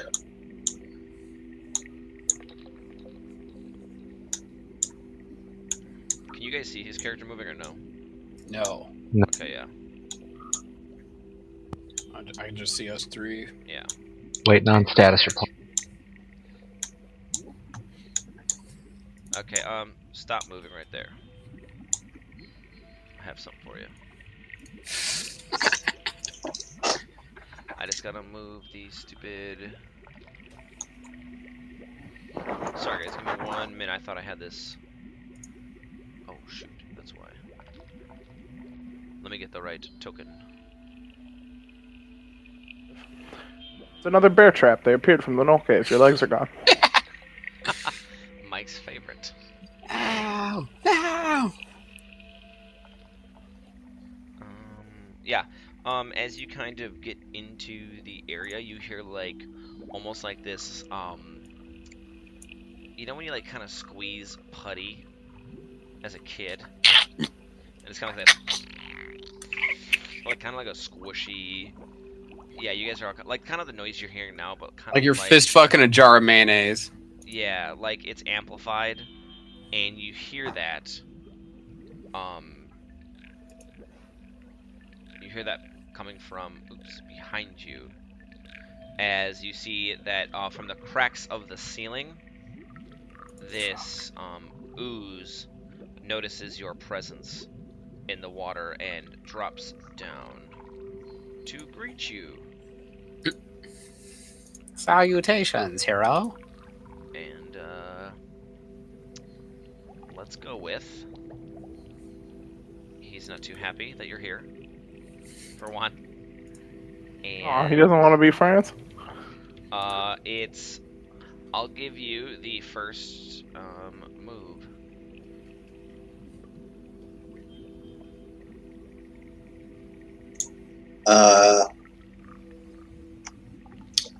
I am going to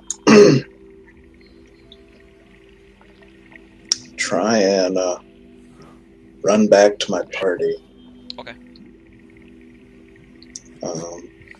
So I am going to.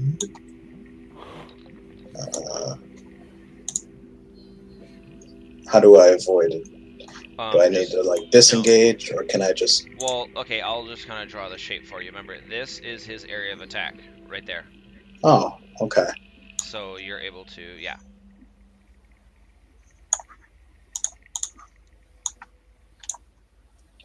And then I'm gonna just dash. Yeah. So he's just, it's gonna keep going. You guys are gonna keep going back down this tunnel. You know? Right. Here, I'll just kind of, let me, okay, and as soon as you get there, you hear that noise again, and another one cuts you off, right there. Okay. So I'm guessing you know what you're going to do. Yes. Yeah. Yes. So you're just gonna keep running.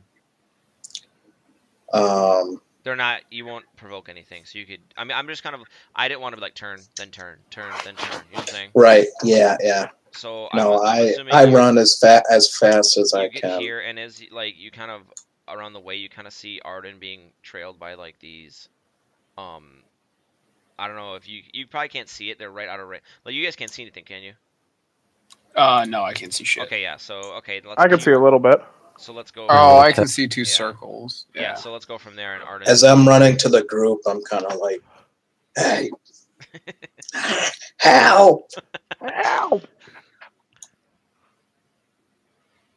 Anyone? Everyone looks at you and is like, no, fuck you. They see me with my daggers drawn, and like I'm kind of like, helped you. pack your shit, pack your shit. Get the fuck out! All right. Good old Boondocks. I get up next to him, ready to defend him from whatever has him so shaken. And you see these two big gray oozes kind of get into what's it called? Oh, it wasn't a repeat. We'll play this in. It's good. All right, let's roll for initiative. Make sure to pick a character.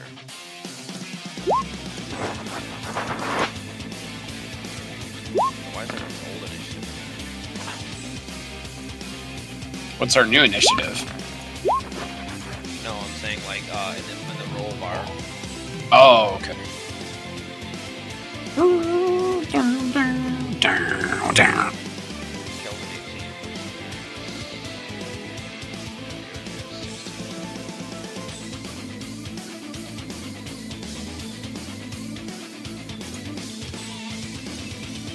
Arden, you're at 17.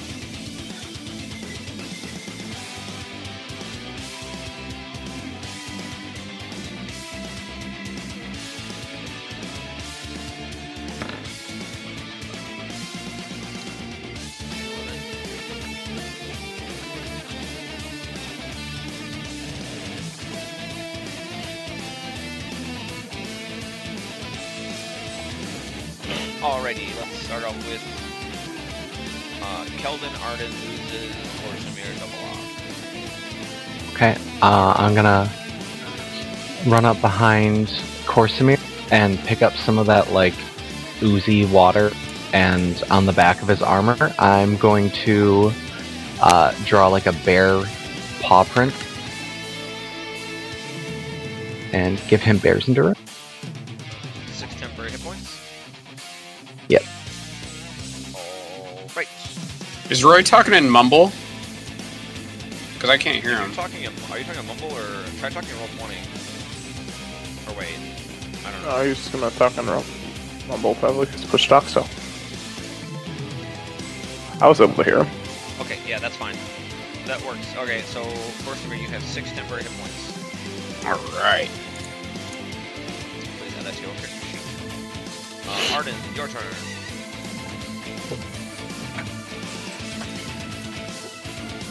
I don't think you're talking, Lost Dog.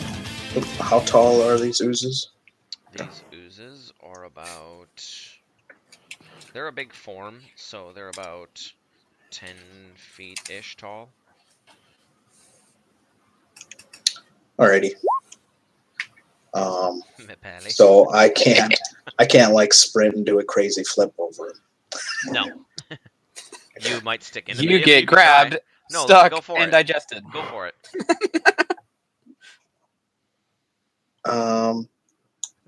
Yeah, I mean, I have a high acrobatics. Why not, right? It sounded cool in my head. So I was going to run up and do a crazy flip over this guy before I double backstab him. Okay. So let's run up. Okay. I fucking hate this guy. You go and you get stuck right here, and you're grappled by the ooze. Because you actually try to vault over, but you literally just pole vault into it. So you're grappled into the ooze. Ooze's turn. First ooze is going to. God damn it. That's funny. Yeah, it's fucking hilarious. He's going to roll attack. He gets advantage.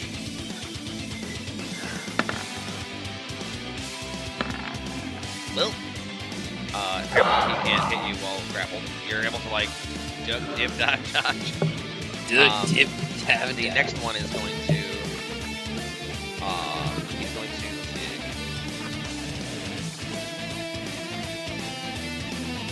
Kind of moves right here, and he's going to attack as well. 19 hits.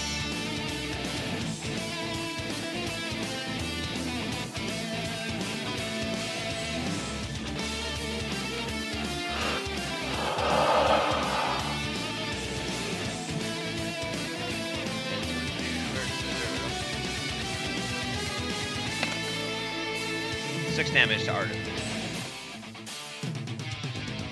Corsair's turn. Alright. I'm going to cast Bless. Ooh, wrong page. There we go. Going to cast Bless on my 3 companions. Whenever they make a attack roll or saving throw for the spell ends, so I can roll d4 and add it. And then I will, What characters? Keldon, Arden, and, Nixon. They're blessed. Remember that, guys. Yep. I am blessed. Okay. And then I move up next to, Arden. Yep. Oh, wait. Ooh, wait. I got another... Where the fuck is it? God damn, the spell book. Abjure... No. Here we go. I declare my vow of enmity against the ooze that is grappling Arden right now. And that's... Bonus action, yeah. I get an advantage on attack rolls against them. It is marked. Okay. Double lock. Your turn. It's my turn. Alright, I will step over so I can see them around that corner. Step over there. And, how big are these creatures, you said? About 7 feet? About 10 feet up. Pretty large. Alright. They're big. Big dudes. Some big, huge friggin' Some huge friggin' guy. Why didn't I take fucking Scorching Ray? I'm an idiot. God damn it. I'm just gonna... Which one has Well, this one's closer to me, so I'm gonna just cast a chromatic orb at him. What damage?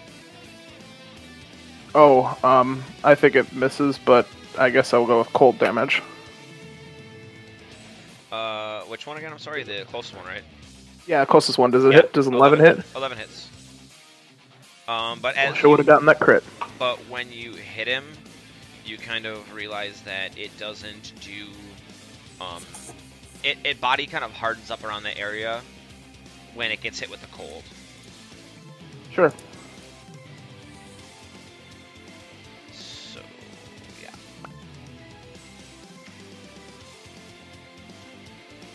You see the like you can tell like it kind of is able to slightly ward off the attack.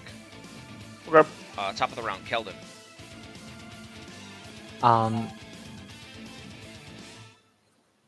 The ooze in front. Yeah. I'm going to raise my scimitar and thorn with it. Complete miss on all fronts. Yoy. Give him a. Well, in that case. That's just Oh, then. Well, I mean, you got all your bad rolls out in one. Yeah. Arden. Might as well. Make a dexterity saving throw for me, please. And you are blessed as well. So you can roll a d4 added to your dex saving roll. It's fine, you don't need it. You're able to move this guy over a little bit. You kind of able to plant your feet and get escape the ooze's grapple. Does that count as my turn? That or- counts as your move action. I'll give you an action still. Okay. Because you were trying to jump out of it. Yeah, I'll try and slice and dice him. Slice, and it slices, it dices. Yep, it hits. It does. There is a 14 damage. When you kind of pull your rapier out, you notice that it is coated in some kind of grayish ooze. So, it is going to have a... On your next attack, it gets a -1 to damage roll. No. Alright. Next, the ooze is gonna... You see it kind of almost like contract, where it looks like it's 10 feet high, and it kind of contracts to about 7 feet, and then just pops out. And it is going to attack both Korsamir and Arden.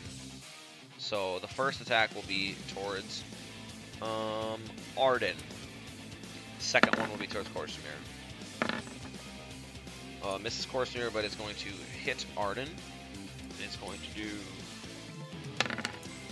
Hits you for 4. Next ooze, same song. Same song and dance, but it's only going to do that to Korsamir.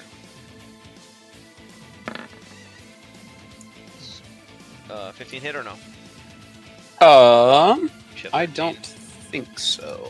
Because you have a chain shirt on.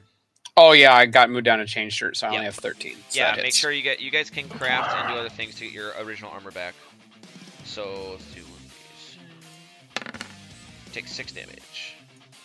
Is there any modifiers that you had on you? Oh yeah, you had temporary HP. I had temp HP, so I'm just down to 0 you don't even. HP. It doesn't even phase you. Like when the ooze attacks you, I imagine kind of like this almost barrier, almost like the ooze when it goes to like go over your, it like slides over your head and stuff and over your body, but like it doesn't actually hit you. You know what I'm saying? It kind of like hits this invisible barrier around you. So of course, your turn. All right, I'm going to swing my shiny greatsword at the ooze that I have vowed of enmity against. Yep. 18 hits, I assume. Yep. Okay, slash him for 8 damage. Yep. A big slash. You slice them right down the middle, right in half, and you see after it loses some ooze, it kind of forms back together, a little smaller in shape. Double lock. It is your turn. I think that I'm just gonna. They're terrifying creatures, but yeah, the one that's nearest me, I'm going to cast a firebolt at it. So you see my character, just kind of like mutter a couple incantations under my breath, and just like I have like a small quarterstaff, and I just like push it forward, and flame flies out towards him. Towards a 9 that hits, 7 damage. When the fire hits it as well, you notice kind of the same reaction with the cold. It hits it, and it's able to kind of harden that area around where the fire is. Like, I imagine the fireball is kind of going towards it, and it hits the ooze, and the ooze kind of reacts instantaneously and kind of almost forms like a little hardened indent around where the fireball is until it dissipates. All right. And that's going to be the turns. Let's start off with Keldon. Oh, I'm so confused what to do about that. But I'm gonna try and Thorn Whip it again. Yep. Correct that whip. That hits. Yeah. Unfortunately, Oh no. you whip it and like you kind of like lasso it around, and when you go to pull it, it just like right through it, and it doesn't budge. You are unable to grasp the ooze with your thorn whip. Arden Kulinov, your turn. I kind of look at my rapier and see that it's got all this like semen on it. So I just kind of put that aside, and in the blink of an eye, pull out both daggers and go for it. Nice. Nice. Yep. As soon as you kind of just like, and you're able, the first dagger hits, and that's enough to dissipate the creature, and it kind of coagulates and just goes in. It kind of joins the water on the ground that is now about like right up. It just covered your feet, but the ooze is gone. But your main hand dagger has a -1 to damage rolls because it is now also coated in ooze. This one here is going to go right up here, contract, and then explode into some more damage. First one is at Corsair. Second one is at Arden. Neither hit. It fails. Nice. Corsair, your turn. All right, I'm going to swing my greatsword at this ooze after I have advantage because I switched my shit, but it doesn't matter because I'm not going to hit him anyways. Yeah. Remember that though, because if I wanted this to be hard. Well, Friday's gonna be hardcore. Okay. So yeah, you miss regardless, but I will switch the vow of enmity. For your vow of enmity, I'm always gonna use this little like rally flag. Okay. Works for me. Yep. You miss a 10-foot ooze somehow. Double block. Your turn. Somehow. Somehow. Truly Some incredible. way. Seeing my spells seem to not be having a great effect on him, 2, 3. I'm going Can I to get ice there? knife Corsair. Yeah, I charge forward, swinging it with my quarterstaff. Nice. Righteous. Righteous! Righteous! With 2 hands. Oh. This is You unusual. fucking die, you piece of shit. Yeah, no, you just give it that giant thwack, and that's actually good damage. You see a giant chunk of it just fly off. And it's whoosh. Yeah, nothing happens to your weapon because it is a wooden staff, correct? Yeah, it's just Yep. a wooden quarterstaff. You're good to go. Keldon, top of the morning. All right. Yeah. Well, I'm going to move up. Yep, as far as I can go, and I'm going to melee attack him with my scimitar. My Thorn Whip ain't gonna do shit. And Your Thorn Whip is still doing damage. It just wasn't able to pull. But yes, it hits. 5 slashing damage. It is reduced to it's about 5 feet tall right now. But you also get a -1 to your damage rolls as your scimitar is coated in gray ooze. Arden. I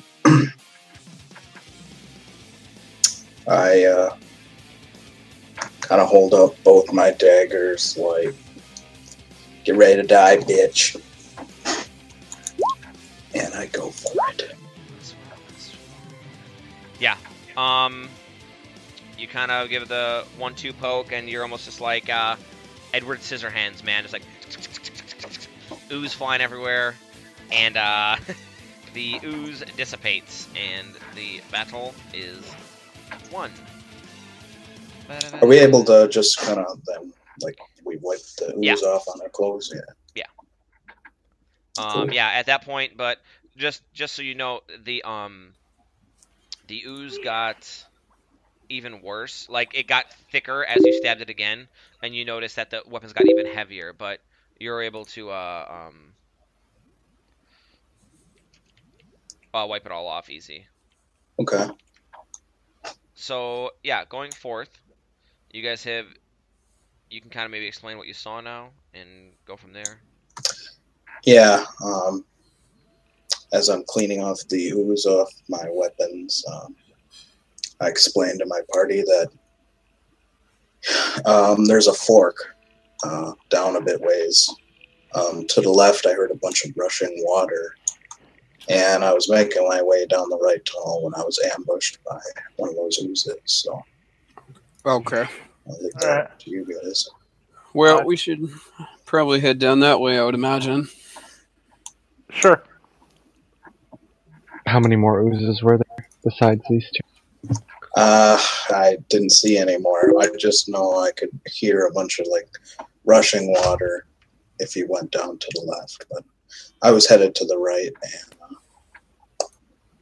I was ambushed before I could really see anything. So. All right, well, let's head that way, I think. Sure. So I say we go as a party now that we, like, I'll be in the rear with the gear. You're the stealthiest out of all of us, and if you were still seen by whatever's down here, we might as well stay as a group, just in case you don't get attacked. Word. Oh, which way are you guys going? We're gonna head to the right, I think. To the right. To the right. You should have seen that it was kind of just the only thing in that room was the ooze. Oh, he got to the end of it. Yeah, I don't know if you noticed. Oh, I yeah, didn't know that was the end. No, it's fine. Oh. And that was to the right. There's just a dead end down here, guys. Oh no! All right, let's go back the other way. No, it's fine. You were attacked by oozes. It's not your fault. You're not the most perceptive when you're in danger. Hi, Bubby. And I say to Nixon, I love you. And then pull out my pipe again. All right. I tip my monocle to you. Well, I tip my God damn it, Mike. I knew that would piss Connor off. Jesus Christ. All right, well, smoke and walk.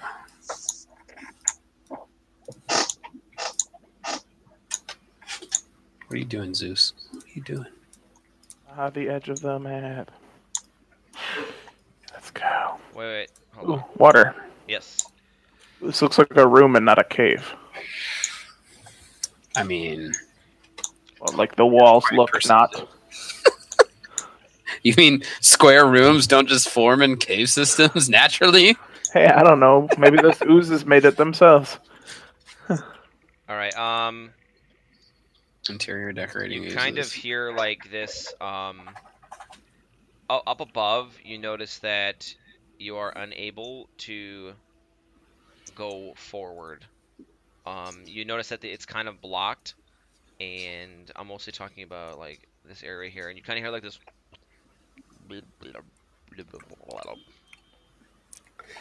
I will take a closer look.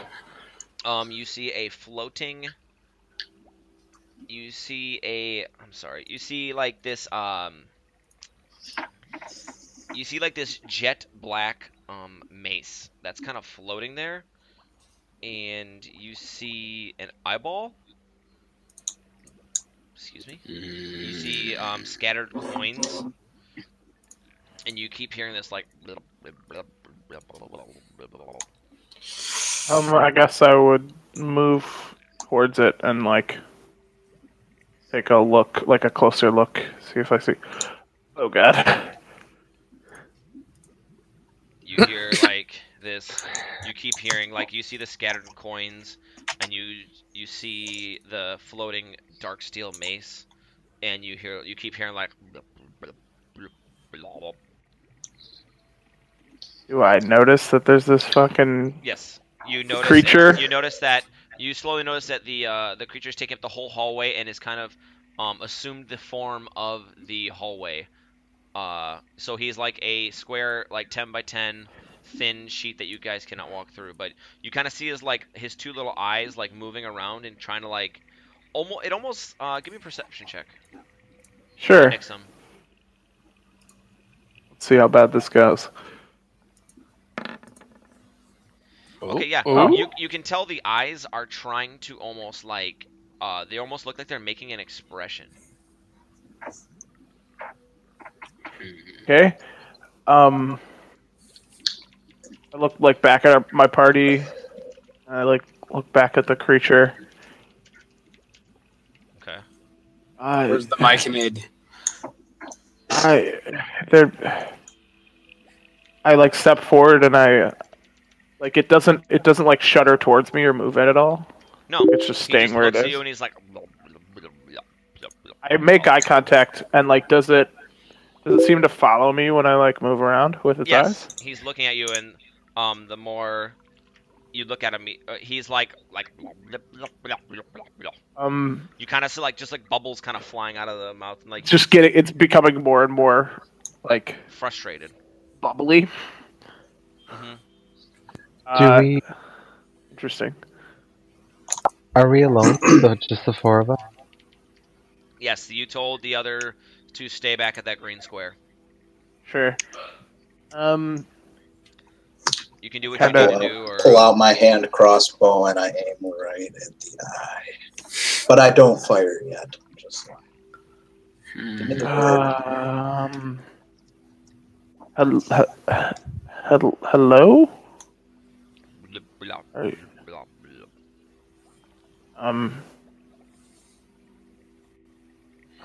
Can you move? I sneeze my spores onto it. you don't have spores. God damn it! I will cast. I mean, you can go get the other members of your party, or you can. Yeah, that's what I'm thinking we're gonna have to do. Let's go grab our Mike and Ed. I start casting as he goes to head back that way. I start casting comprehend languages as a ritual. Let's see. He still is that. How does that? Let me see. Any spoken language that you hear. Yeah, it still has to be a spoken language, though. Yeah, you cast that, but he's still like after you cast that, it's still like. Well, I think we're gonna have to go get our mushroom friend. Mushroom friend seems too useful, but sure. Oh, all right. I'll stay here and keep an eye on this thing. Okay. I'll head back then. It moved towards me. I step away as it moves towards me. I grab our mushroom. You'll take an opportunity attack. Fine. I would rather not to get engulfed in this thing. Does that hit? All right. Does it hit? Almost rolled a nat 1. 44. All right. We have our little mushroom, and I pick him up and squeeze him in your general direction. Yeah. The mushroom's like, hey, let go of me. What are you doing? Shut up! Shut up! Hey, don't talk to Stool that way. Shut up! When you squeeze him, he doesn't emit any spores. And he kind of runs over and stands next to Double Lock. I step forward and I place my hand on the ooze. He just it doesn't let you do that. It like recoils where you put your hand out. Oh, okay, so it's just like boops away. Yeah, like where you put your hand, it like you see the ooze kind of like almost like bows to where your hand is, Sure. and you see Stool kind of walk forward, and he kind of does his little like he like wiggles a little bit, and he puffs some spores out, and at that same time the ooze kind of grabs him. What? Yeah, so at I that same grab time, Stool. okay, so give me a Try to pull give him me, out of the ooze. give me a strength saving throw. Against your 5,000? I'm giving you player agency. I fucking hate you. If you get our fucking translator killed. I didn't do any of Yeah, the ooze overtakes you. Can we all kind of grab on to Nixon and play tug of war? It's too late. He's sucked into the ooze, and you Oh, see God. all you see is like Stool's little legs start kicking, and then he kind of stops. At that same, once I realize his legs stop, I let a bolt fly from my hand crossbow. Okay. Shoot one. Yeah, you shoot it, and it kind of, a hole opens up, and you kill Stool. No. A hole opens up, and the crossbow bolt goes through him, and at that same moment, he kind of, you see kind of like this like weird like is it doing that expanding contracting, and you can tell that he's like where that's going is focusing on Stool, and then it kind of just like you see like a and it shoots it out, and like Stool hits you and double lock and knocks over, and like he's not moving right now, but you hear this voice in all of your minds, and you hear, why have you come here?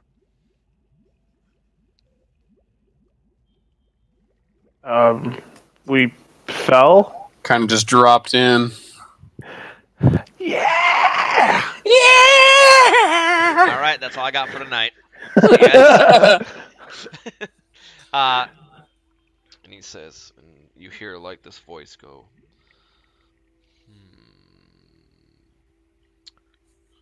and then you kind of notice double lock, you feel Stool start moving, but very slowly, Okay.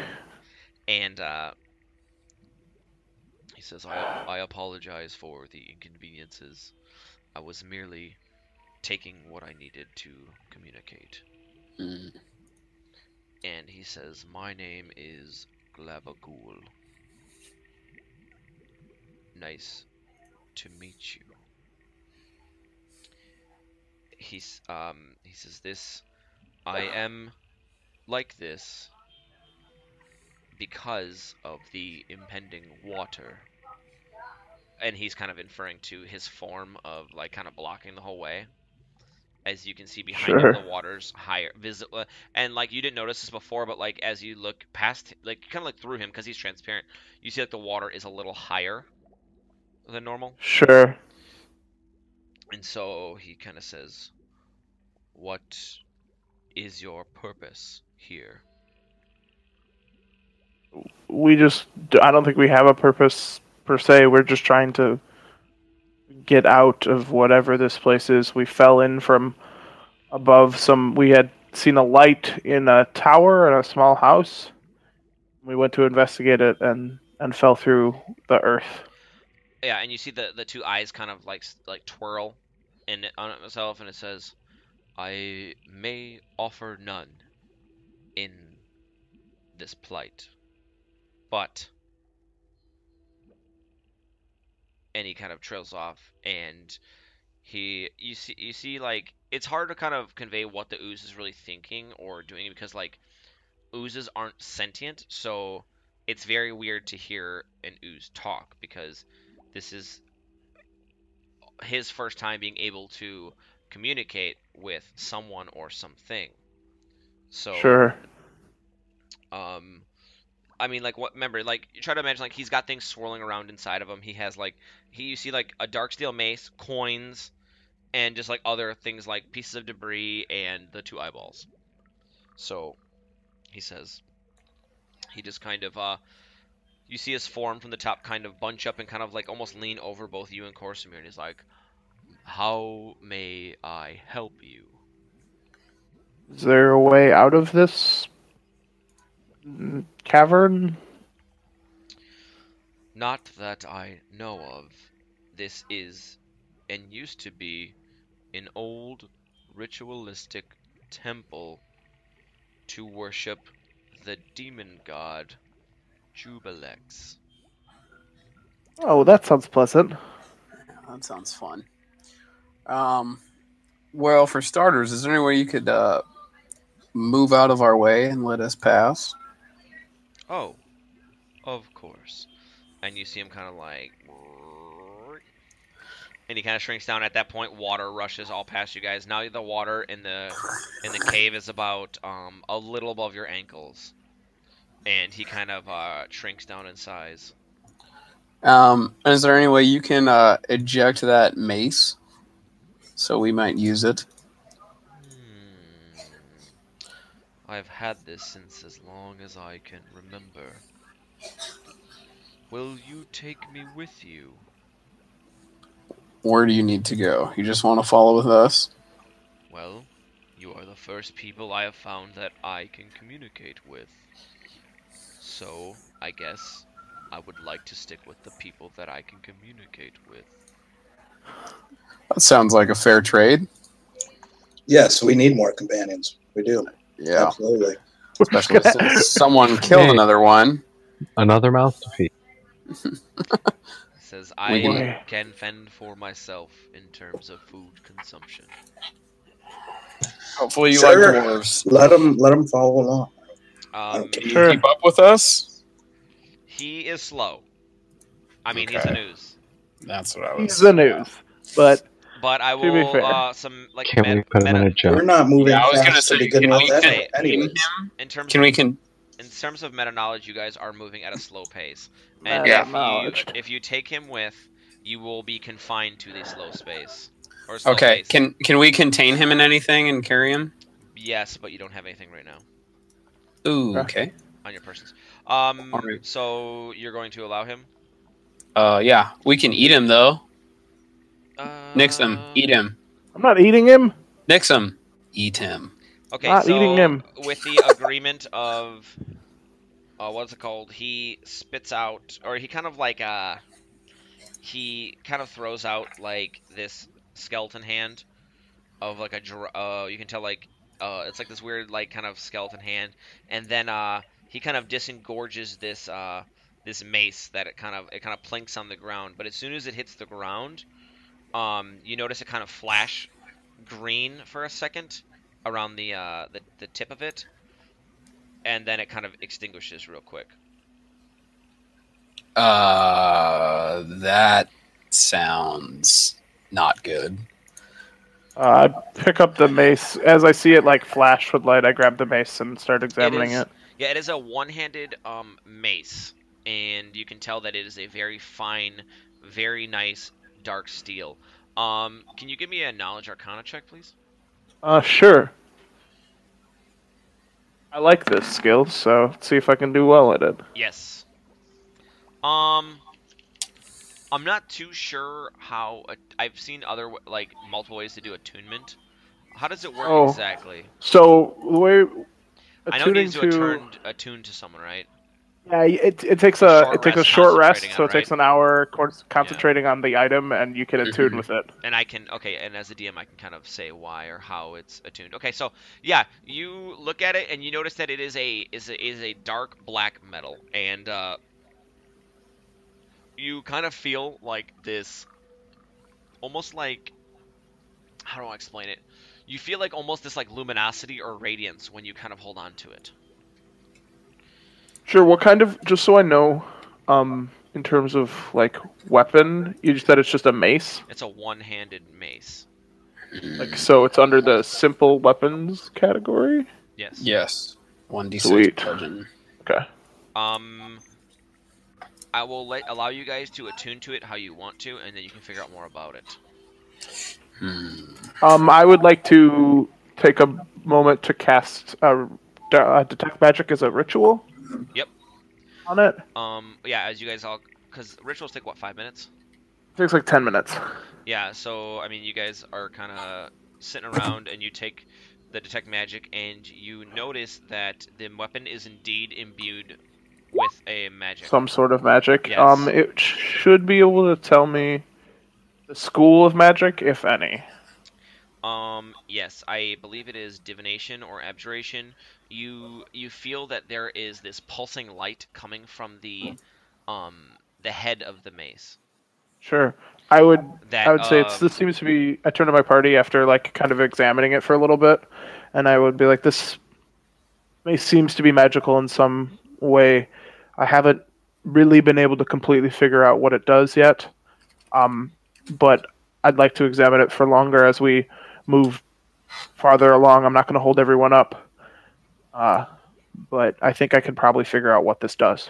Sounds good to me. As long as it doesn't turn out to be cursed, I mean, it can only help us. So Sure. I mean, we'll find out if it's cursed soon enough. I've already picked it up. Sithy, so this mace is so sithy. it sounds really sithy, and I'm kind of digging it. So I'm gonna go find a shield, and I'm gonna go swing that shit later. All right. Right? You would ever let's, use not a. Let's move along. Yeah. Glabagul's loving life. I'm probably like, just to keep it, I'm not paying as much attention as I was before. As I'm like walking, I'm kind of like turning turning it I almost over. got consumed. Oh god. I'm almost walked right into the Glabagul. He's killed you. F5 quick save. All right. All right, yeah, you guys can keep going. He's with you guys. You see him. He's just like kind of oozing along. I don't need to. We're missing one. He's coming. Okay. He's slow. Oh, Jesus. Sure. He bounds forward 30 feet. Oh. Yeah, from the cracks you see another. Can we have that music? Another ooze. Final Fantasy battle music. Dude, I love this song. This is my gym music. It oozes through. Let's. Where is it? Give me an initiator. Oh, I'll give you the taters. What's taters, precious? Oh, 2 10s in a row tonight. I'm killing it. Oh, 4. I doubled what I got last time. I rolled a nat 20, but due to my minus. Alright, I'm the first.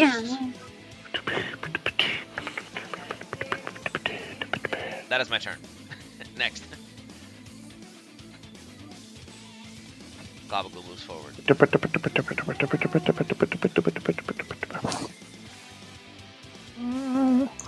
Arden. I put my bubble pipe in my pocket. Quickly. Bubble piped.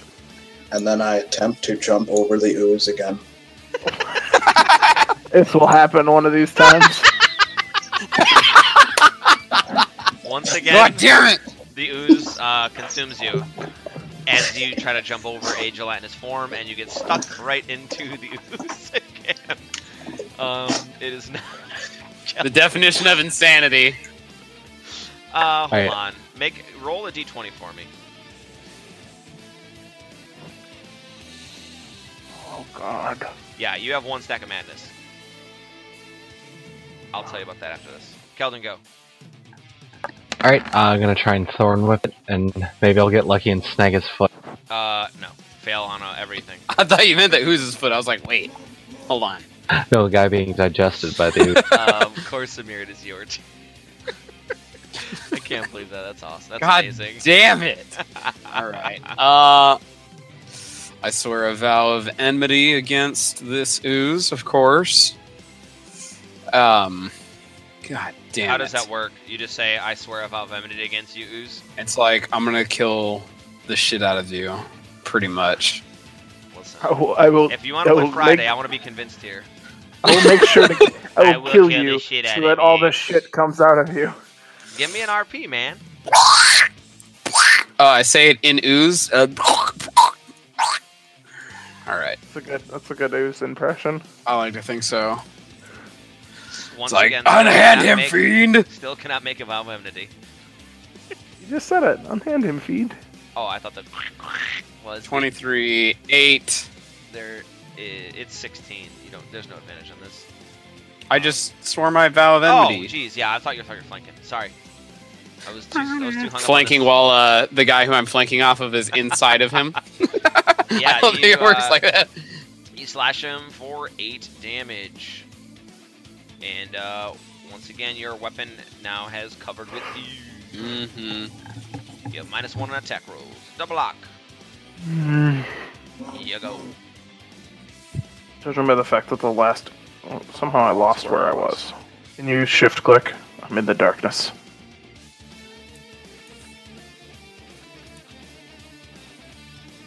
Oh, there we go.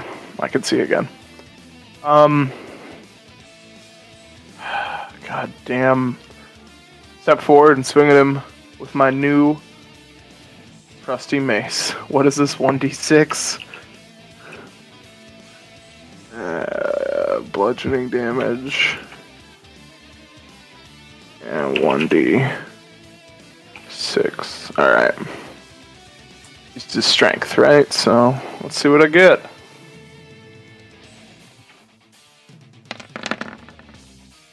Tell me the crit's on. Yes! Oh, shit. Yeah, as soon as you come down with it and smack the ooze, the end of the mace ignites into this green flame. Ooh, super sithy. For like 1 second, like the whole bulb of the top of the mace, it just kind of like lights up and then goes away really quick. So yeah, the ooze is going to take 5 damage. 5 damage from my crit. God damn it. Nice. But yeah, I mean you're slowly attuning to it. You kind of dude, I'm becoming sithy as fuck. When the green flame lit, like it almost looked like a torch. Like you Sure. can tell that it lit up the room. So this guy here, he's going to suck Arden in even deeper. Sucks off Arden. Sucks him so good. The first attack's going to be on Arden. Wow, that's bad. My fucking Next god. is double lock. He's gonna crit me. Oh my. And Corsair. Oh my god. Oh, Jesus. Your Corsair takes 5 damage. How did I rolled 3 rolls in a one? Three ones in a row. That's impressive. You did so Arden. bad you can't even talk about it. Arden, give me a dex saving throw.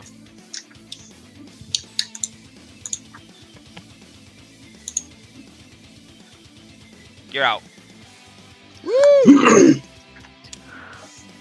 Alright. I kind of like do a little shake quick. I look like a Ghostbuster that's just been oozed. Boop, boop. And then I quickly grab both daggers and go for it.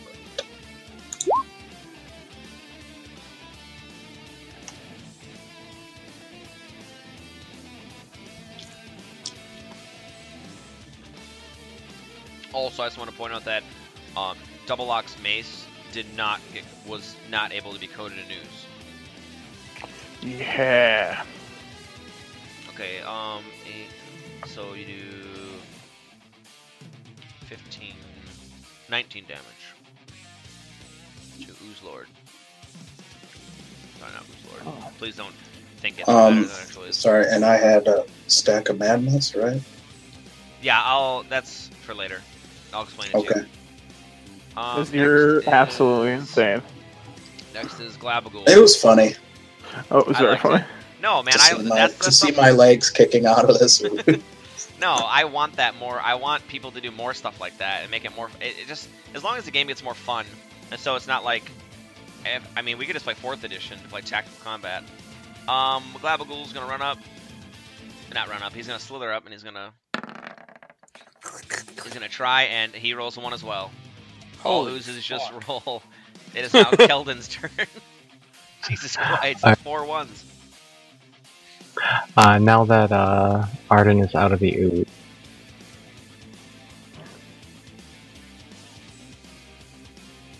I'm going to kind of aim my hands at him and throw a little puff of dust as well.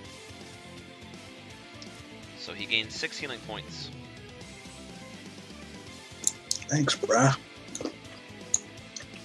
What a broski. Is that your turn? Yeah. Okay. Corsamir. All right. We will swing at this thing again. So we could wait a second. That thing moved away from me. Huh?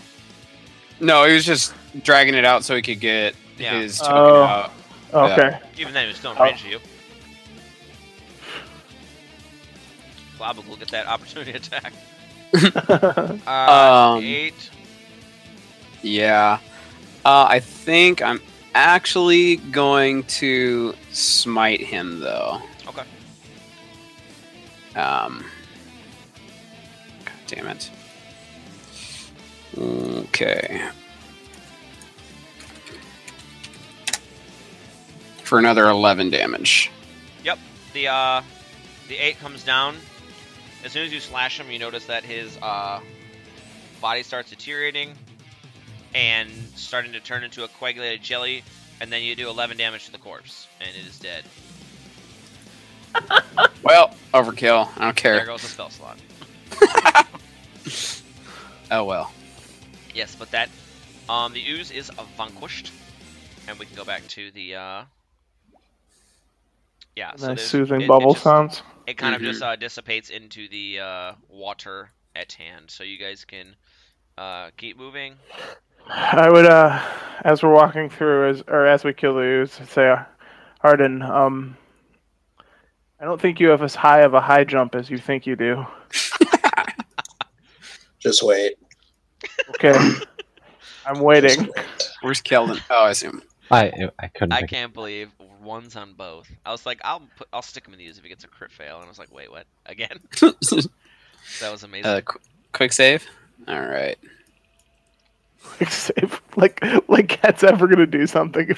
He's just hoping one day he says quick save enough times that Scott's like, all right, when we TPK, you guys get to go back 10 minutes. All right. Moving on up. Moving on up. To the east side. You guys are going too fast.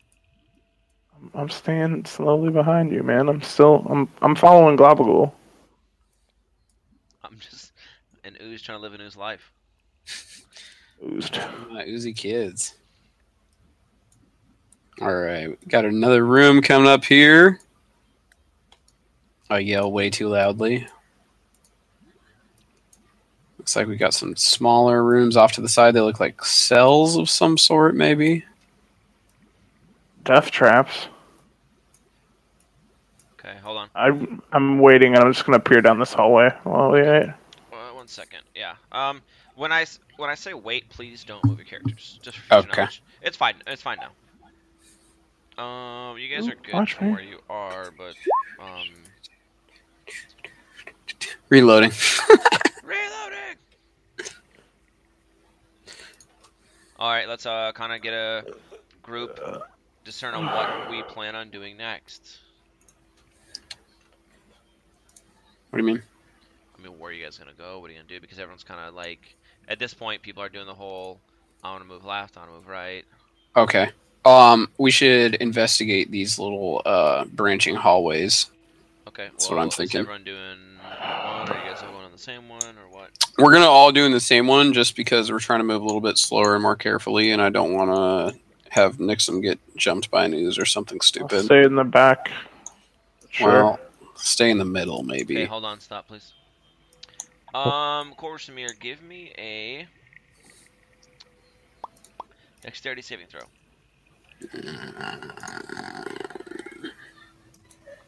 Ooh, watch me. Okay. You see that the panel. I'm sorry, I didn't put totally forgot to put the traps in.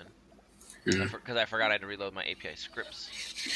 So you see that a pitfall opens up right here, and you're able to stop and kind of back up before the. You see like a pit, and you see like just this bubbling black pudding No. kind of bubbling under there, and it's like, and you can tell it's like kind of almost, you feel almost like reaching up at you. Oh, that's nice. I dodge out of the way of it trying to grab me though, right? With my saving throw. It's it's like you see the trapdoor fall through, and then you see it at the bottom of it.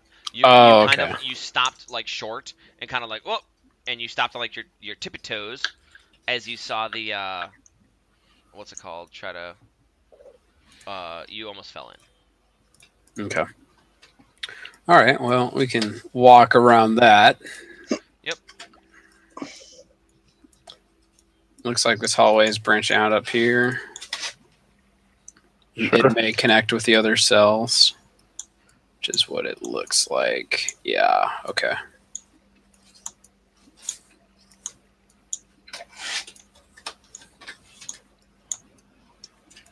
What is this? You guys coming? Yeah, we'll be. Okay. What is this? Oh, why did my vision just go to shit? Oh, he stepped in it.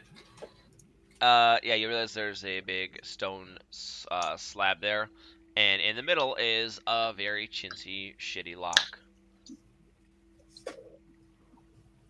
Ooh, locks. Ooh. This is your specialty, I isn't it? redeem yourself.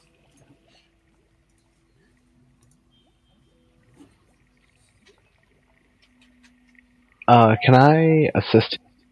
I don't know how Yeah, I would. You can, yeah, you're Maybe gonna help like him. give him encouragement. Like, No, you're doing great, buddy. You'd be helping him. I've been waiting for someone to do that. It's so awesome. All right. It's so easy to I'll do. like hold the handle still as he finagles. You're holding his hips right now as he's trying to. Okay. It's all. Rub his shoulders. I inspect the lock, Yep. pull out my pipe again, and begin blowing bubbles, pretending I'm very deep in thought. Greatest use of a trinket. All in the hips. Greatest use of a trinket.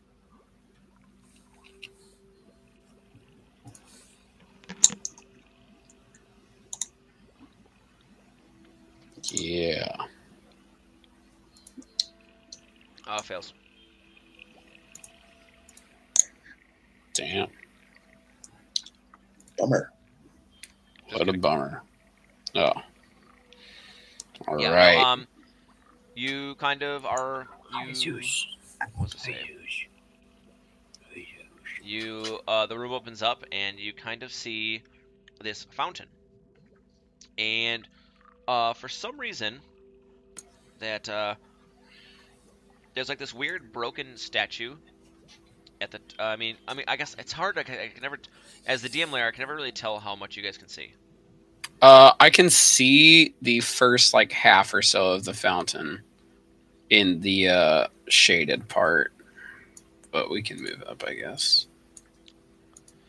Okay. You see. So, yeah, this big circular fountain, it looks like. Okay, yeah. You see that there are these weird sculptures in the four corners of the room. So you kind of see here, here, here, and here. Okay. They look like almost like a lady being attacked. You also notice that there are 7 like slits throughout the room on the walls where water is pouring in. Okay. Like how quickly? It's very minimal, but to the point where it sounds like a small like drizzle. Sure. I want to examine this fountain and look at it. Uh-huh. It's like. You describe it for me again? Yeah, the fountain on the top of it, it looks like this, almost like the gray oozes you saw before, but it's a solidified statue on top of it.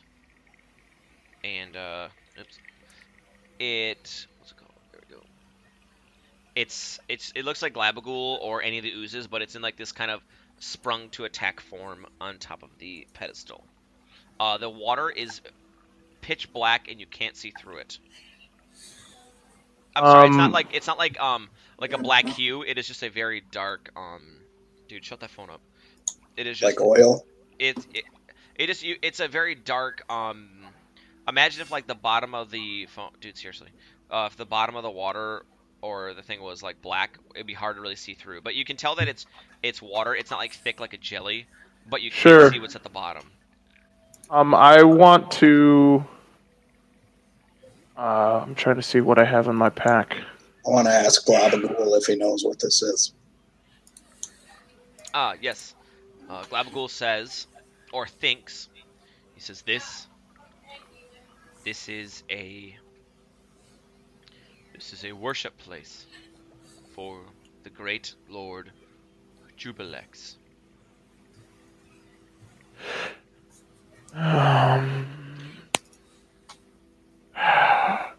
I want to take one of my caltrops out of my pack. Yes. I want to cast light on it. I want to toss it in the water. Sure. Okay. You cast it in, and as the caltrop falls, and please minus one caltrop from your inventory.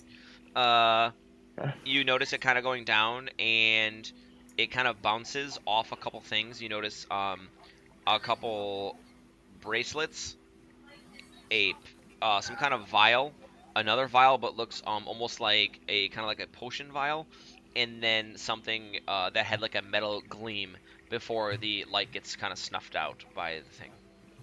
Sure. Keldon, can I borrow your scimitar for a second? Sure. It's kinda- be careful. You sure you want to do that? I need Keldon? it. I won't go far. I promise. Jesus. And I Buy him dinner. I just take his. I want to take the scimitar and like scrape it along the water and see if anything happens. Nothing. Yeah, I was just afraid that was actually ooze. Yeah, as he did it, I kind of like grimaced, like. Well, I just didn't want to like stick my hand in to grab what's in there, if it's and just be like, oh look, I'm Arden and I'm fucking catapulting myself into ooze. Hey, Nixum, I'm gonna throw you in and see if you can swim. I stand up. How deep is it? Okay, what are you guys gonna do? I pull out my huge 100-foot silk rope and I wrap it around Nixum's legs. And I said, "Don't worry, bud. I'll pull you up." Hopefully you can hold your breath. Okay. No, actually, You fucking coward. I have the hook end and I try and. Can we still see the objects in there? No. Just gonna drag it along and hopefully you grab something. Yeah, maybe, or maybe I can get a feel of how deep it is. Okay. You get a feel that it is about 3 feet deep. Okay, so Oh, maybe perfect. Nixum, hop in. cast light on your quarterstaff and put it in there so we can see what we're grabbing, and I'll grab it. Sure, I do that. That sounds like a good idea. Yeah, it's because I thought of it. Okay. You cast light on it. You stick it in there. The light illuminates for about. Once again, you stick it in there and you see the faint shiny of this half circular object. You see some coins. You see a shiny, slender object that kind of gives a sparkle, and one thing that looks like a long vial, and one thing that looks like almost like a potion. And before light is snuffed out Okay, again. I grabbed the second blender object.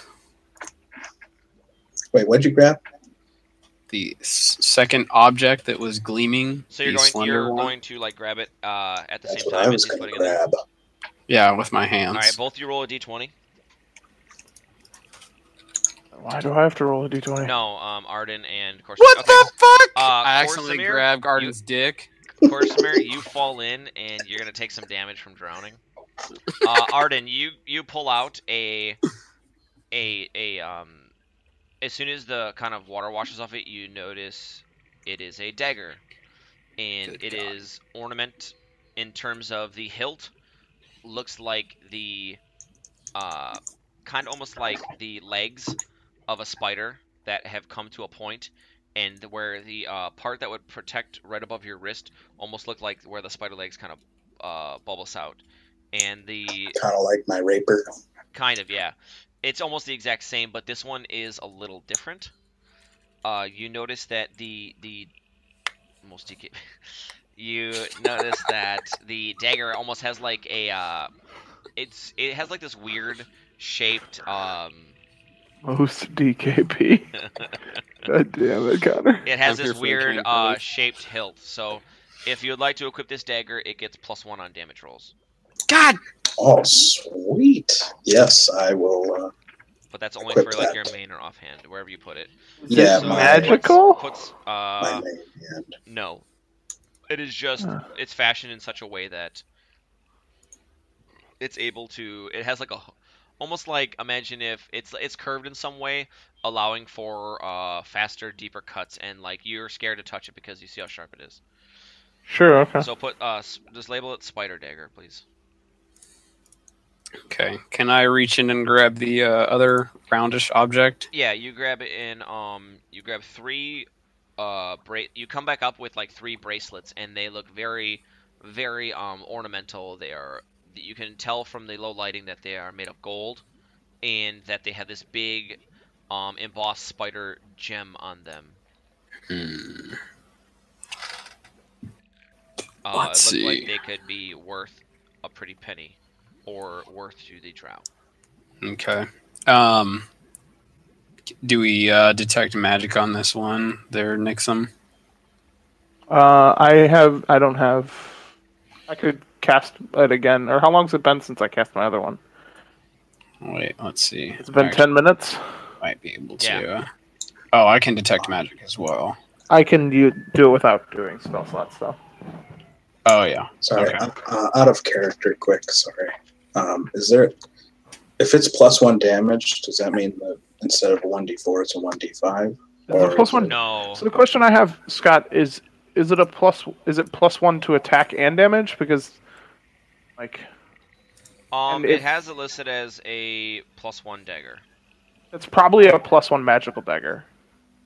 It's just a That's +1. what +1 is. It means it's magical, so it's not affected by any kind of Because I know, like, resistances and stuff in the like that. DMG, it's like weapons +1. It has like as an enchantment for as magic like, weapons. Yeah. So So is that means that it's a +1 to just- attack and damage. Yeah. Yeah, so you're gonna roll like a d20 or your attack +1 and then your damage +1. It won't be a d5. It would be a d4, like a whatever d6 +1 or d4 +1. Yeah, you can put it in the weapon. You should be. There should be like a slot for what it. is it? Magic bonus Yeah. +1. Let me see, Arden. Okay. Yeah, I see it. You got it. Yeah. I just put magic Okay. bonus +1. Cool. All right. Nice. Yeah. There's Cool. Are you guys done here or? I'd I'm like sorry. to The take. bracelets, are they magic, or has someone been? Yeah, investigating? I'll take some time to cast detect magic again. Yeah. You notice. Looking around the room. You notice nothing of magical value. Okay. Besides his dagger, I guess, and those are the only 2 magical things I see in the room. Yep. You notice that the mace you have and the dagger. Do we see anything else? Because this is a creepy room. Magical? No. You just Okay. notice the statues and yeah. As far as magic, no. Okay. Yeah. Kelvin's got the right idea. Let's inspect these statues. Well, I kind of want to take if there was I saw more stuff in there. I want to take time to Yep. fish Yeah. everything out. Okay. I don't know how long that's gonna take, but I figured that's what we do. Yeah. That's a good idea. Yeah, I mean, what's left is what you saw. Remember, you saw like 2 more vials in there, I saw vials. and they were like And- corked off. Okay, I'll yeah, I'd jump like in to and grab try those. and fish for the coins. Sure. Yeah, you jump in, splash around, and you notice that nothing is detrimental happening to you. It's just Is water. this like is this like a fucking like one of those like wishing fountains? There's just a shit ton of pennies at the bottom of it. pretty much. You guys are being very cautious. I like that because I could have easily killed you. I'm just Oh, kidding. I'm terrified. No, yeah, you realize that it's just the bottom is adorned with obsidian that makes the water reflect as darker that you can't see through. So yeah, Arden, you're able to fish out 25 gold pieces, or 41 gold pieces. 40? 40 gold pieces. Sweet. Fuck. Nice. That DKP, dude. And God I damn guess it. He's the we only pull one out who whatever the jumped in vials and were. found them. Yeah, Nixum, you grab you pretty much go into your waist and you grab a greater. Oh, yeah. You grab a potion. Oh no, dude! that- It's almost. I'm only like 3 feet tall. Okay, yeah. So you see So Artie I kind just of dive jumping in. like a I fucking. just like dive in and you, start fucking you like. see him jumping like a dog fucking taking a bath, and then you jump in. You grab this one. It has like it's like a big round bowl at the bottom with like a small, and you kind of look at it and it's like reddish, and you kind Okay. of are able to classify this as a greater healing potion. Oh, cool. So Awesome. it's a you're gonna roll. It'll heal you for 2d10. Greater healing. I'll put it in my page. And then you grab another one, and it looks like this long, slender vial of this weird, like, black liquid, and you know this to be the oil of slipperiness. Ooh, oil of slipperiness. It's a way to spice up urine stools next date. Okay. I'm happy these you jokes said aren't 2D, ending. you said 2d10 Yeah. for the. Okay. Potion. I have a potion from. I don't want 21d0. Nope, leave it. I have a potion from beforehand on my, like, not that you gave us last session. I think it was. Took it off the corpse or something. It was just like a lesser healing potion, right? Me and you each grabbed a potion. And it was, what was that, Potion 1d? of healing. I'll have 6 to or look it up, something? honestly. I forgot what I said. Okay, I'll just say ask Scott later. Mhm. And you said oil of slipperiness. Yep. You want me to look up what that is later, or do you know what you that can is? look it up right now, actually, while we... Okay. Keldon, what did you want to do now? While you guys do that, I'll look around at I the just want to thing. take a closer look at the statues around the room. Definitely.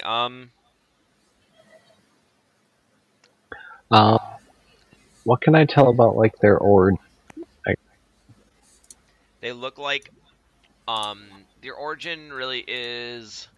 All they really look like is women in distress, like they're about to be... Like, imagine like a woman about to be... Raped. Don't say that. Like sacrificed. Right? Maybe? Are they all the same statue? They're all kind of like, if you look at my, like kind of like this, like bracing themselves for something terrible. Okay. Like monster movie pose. Exactly. Okay, cool. Are they all a different statue? Or Yeah, are they all the same? they're all in a different state of that. Okay. If there's anything you guys want to do, let me know. And this big pool of water over here is just the water you mentioned earlier, Yeah, right? that's just kind of the water kind of seeping in. Okay. Let's see. It looks like they're shying because they're all pointed towards the center, correct? Mm-hmm. So it looks like they're kind of posing in fear of the big ooze statue that's in the center of this fountain. Mm-hmm. And you said how many bracelets did we have? You have 3. And there's 4 statues. That doesn't make sense. I mean, they could just be statues that were like I guess constructed in terror. This is a temple to who was it? Jubilex. Yeah. Do you know anything about that, Mr. Religion Man? You know about demon lords? Because I'm not proficient in religion. I'm not either. I'm not, but I can try to like. Glabagul hears your plight. Oh, okay, yeah, thank you. Good old Glabagul. And he says, "Let me tell you about." He prophesizes. He says, "Let me tell you about my Lord and Savior, Jubilex." Okay, calm it down, Jehovah. He's a Jubilex witness. He's already very annoying, and he's trying to get you guys to buy stuff. No, yeah, he says he's like, Jubilex is the god of consumption. He is never happy. It is the will of an ooze to consume and consume and consume until it is the ooze that has consumed all. Jubilex is the ooze to consume the world. He's the ooze to consume all oozes. I love him. I love him. He doesn't sound very friendly. Yeah, Jubilex. I don't know any demon lords who are really kind of cool bros. Yeah, I guess so. Do these statues or the one in the center mean anything in particular to you? All I know is that this is just a shrine to the faceless lord, the oozing hunger, Jubilex. Alright, well, I say we don't fuck with the Faceless Hunger's shrine. And just get the fuck out of here. I desecrate the shrine by pissing in the well. Are you really doing No. No, God, no. that? Dang it. 85 bucket grays dropped from the ceiling. 85 grades. They cover you all. You are all considered Arden and stuck in the oozes and all dead. So let's see. Yeah, the oil of slipperiness definitely will have its uses if you want to. Yeah, I just put it in so I can remember it for later. Okay, let's see. I think I have a spell to detect something here. Let's see. Yeah, it's all what do you guys want to do? Well, I think we have gotten everything out of the bottom of this little You think so? fountain thing. I don't know. I mean, Okay. I don't really want to have- Give him an offer. What do you want to offer him? Well, I'm just saying, unless that's what we want to do, we have That sounds nothing else to do in here. That sounds like a good idea, actually. Let's see. I don't know. The last time we did, there was any demon lords and offering, we fell through the earth into the Underdark. So I'm just saying, Teleportal back to the surface. Duh. we're gonna fall deeper into the Underdark. Yeah. God Back up damn. in Menzo, Baron's on. The Underdark. Another prison, deeper in the Underdark. This Um, one actually keeps you there. I throw my flint shard that I used to murder that drow guard in there that still has drow blood on it. Sure, I Anything guess happens. it's got Okay. dried blood on there. Yeah, you hear like a bloop. Oh, well, that was anticlimactic. Okay. Well, let's get out of here. all right. I'm fine with skedaddling. Okay. Um, Continue on our way up here to the right. I assume that branch up there leads back into that main room, so let's keep trucking along down here. Hold on, stop. Oh. Dexterity saving throw.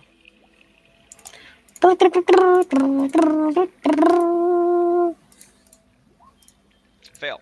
Okay. Now. Yeah. You're. Let me draw this for you. Yeah. You guys already triggered the trap up there. But you're just going a different way to trigger a different trap. oh, that's good. So yes, this thing falls through, but is quickly risen with the. Sorry, you see this black, disgusting. It looks like the gray ones, but it's almost pitch black, and it starts rising up, and it wants to kill you. So That's nice. let me. Is it the same one here? And But that's not a gray one, right? no, I'm sorry. Okay. It is a. It is different. It is very jet black. Sexy. Oh, sweet. Give me an initiative.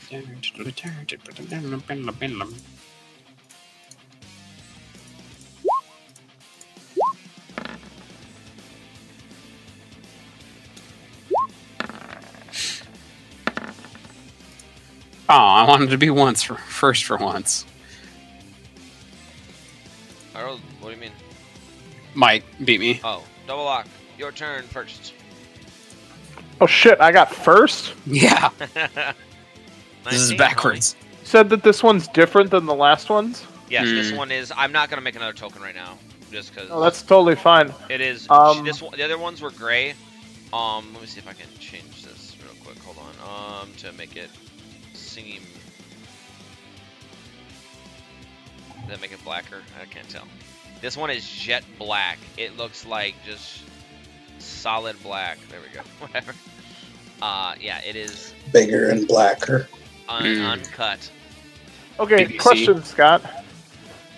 We've... It's black. It's completely black. I remember we fought an ooze a while back. Was that black, the other one? That Like one... when we were in the water temple? Yes. You regain... You know some knowledge, but this looks like that one, but it is not. Okay, cool. More oozes. Fucking sweet.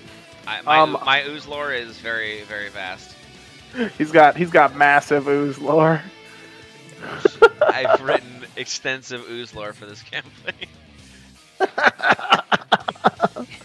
Well then, I think, yeah, fuck it.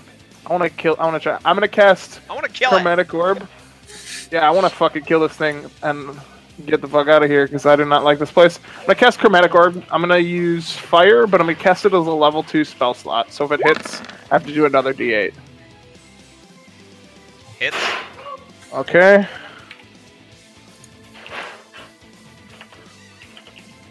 What damage are you using? Fire. Okay. We're at D8, so I I'm can hoping chance they're again. different. So another 4. Okay, so 21 damage. Doesn't do anything. Sweet. I'm kidding. No, yeah. You blast with the fire, and it you hear like this kind of smoldering, and the before you even see anything, it's the smell that you notice. It's like this disgusting. It smells like blood and hair and rubber bands and Connor.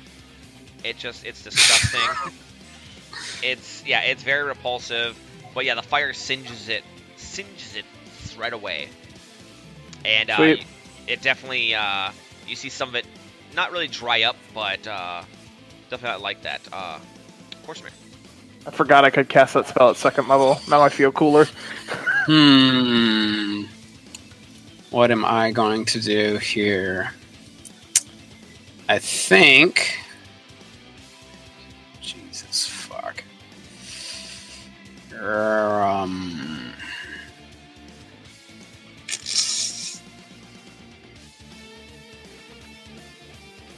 I'm gonna put my Vow of Enmity on him, so... Die, ooze! I'm gonna make you RP that every time. Die, whatever. I like it. Good. Good.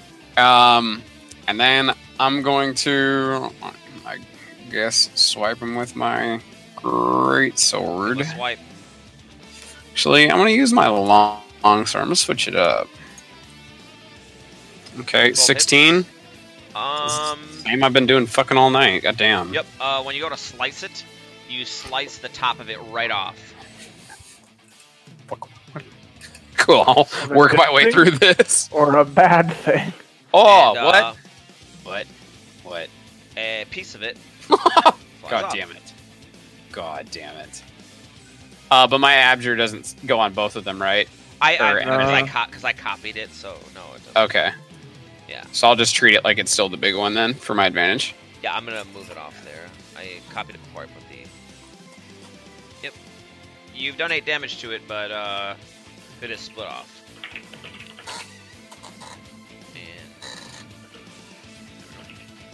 Arden, your turn, sir. I'm sorry, hold on, wait. I apologize. I messed up. I forgot there was a part on there. Yeah, Connor, when you go to slash into it, the ooze like splashes back onto you, and you're gonna take 6 damage from getting. What the shit is this? Yeah, sorry, I forgot that. And you're -1 to damage rolls. What the shit is this? Alright, fine. Fuck you too. Alright. Arden, your turn.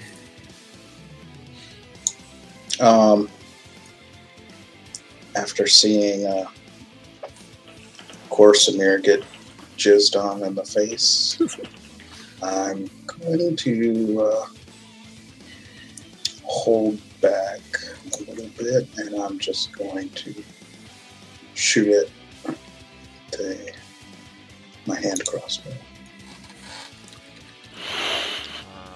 Piercing. Yep. Goes right into it. You get a sneak attack. It's going to do right in there, 16 damage. Reels back.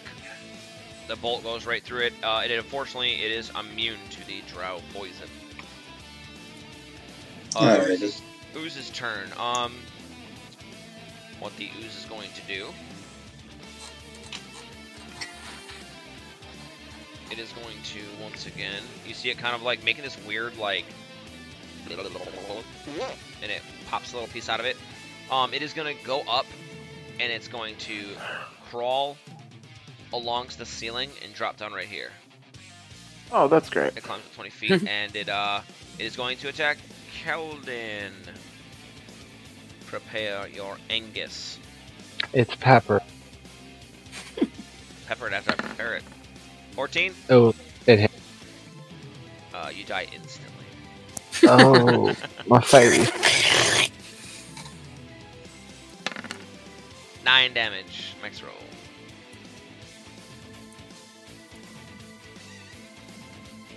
This is fun. Keldon, your turn.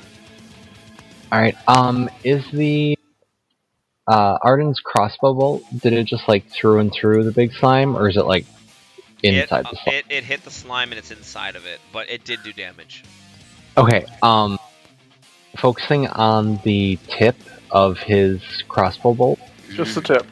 Just the tip. I'm gonna heat it up to red hot I like that. That is very inside the Yes. large slime. Nice. Clever girl. Clever girl. 14, unfortunately. Ugh.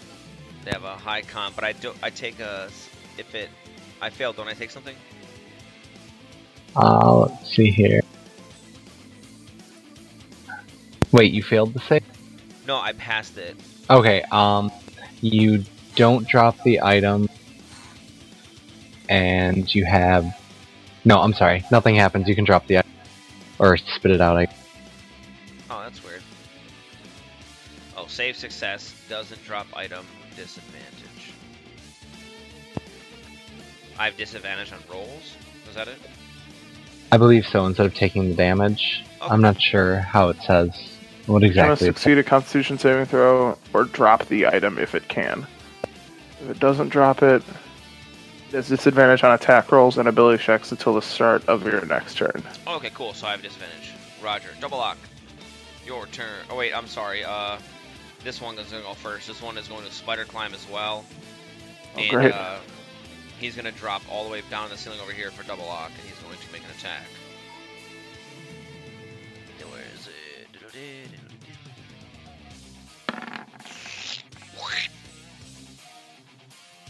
It doesn't do enough. That's going to hit you. Yeah, pops through my shield anyway. Is that a bonus action? It's a reaction, but it doesn't matter. Take 7. But I do get temp HP Sure. from my class. Let me find it. Arcane Ward. You get a ward hit points equal to twice your wizard level plus your intelligence modifier. If I cast an abjuration spell. Yep. So that takes a spell slot. Yeah, it's whenever I cast an abjuration spell, first level or higher. So that's why I cast the shield, So how many hoping it would spells save do you me. have left? Huh? How many spells do you have left? You've used 2 orbs, that, and Okay, so I used 2 orbs, one of them at second level. I used suggestion earlier. I have 2 second or first level spell slots left. Okay, cool. Yep. But I got abjuration. So it was what level were we? 3? Yep. So 6 plus your int modifier. My int modifier is 22. 4. So Oh, 4. Okay, so you I got get, 10. Yep. So you have 3 Shield for 10. HP left. Yeah, so my shield has 3 HP. Cool. Yep. Okay, your turn. I'm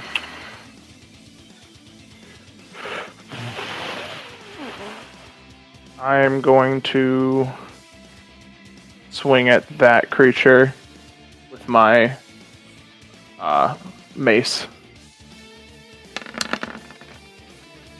Yeah, that's a hit. It gets super small when you hit it, but it also splashes when you smack it. So Oh, fucking bastard thing. you take 6 damage. Well, you only take 3. Yeah, sure. Yep. Core Storm. I'm sorry, is that your turn? Yeah. Horse armor.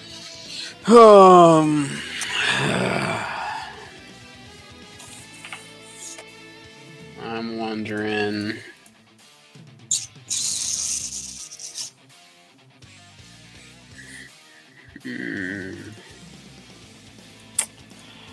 Well, I guess I'll swing at this thing again. Sure. Hit. 21, 9.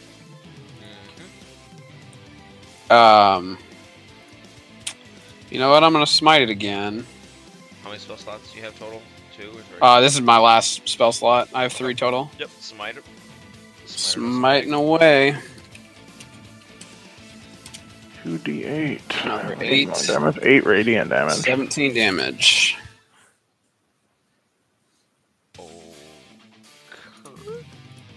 Yep, 8 of that radiant. The slime is getting reduced even smaller and smaller and smaller.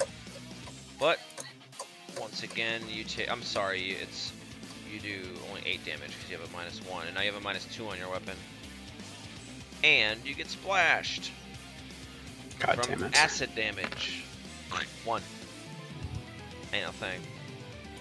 Nothing. Chicken wing. Arden's son. I'm gonna turn around quick and pull out my super shiny spider dagger. And before I poke him, I admire it at how good it looks. And then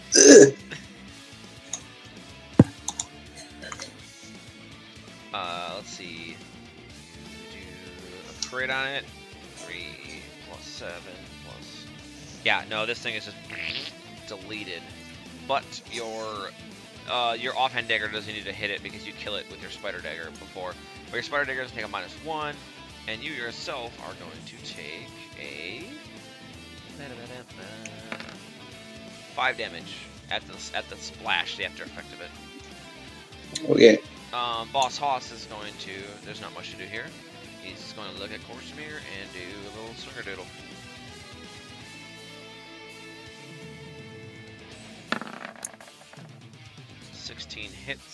Hits, and he does 8 damage. Fuck. And now Keldon Gayfoot. This smaller ooze? Yep. I'm gonna try and crack it with Thorn Whip. I don't intend to try and pull it though. Yeah.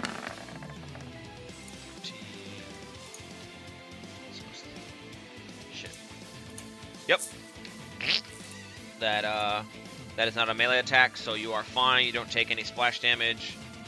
Oh, thank God. You use your whip, and the 3 damage was enough to kill it. And it kind of dissipates and kind of joins the water on the ground. Excuse me, double lock, your turn. Double lock, your turn. I will cast.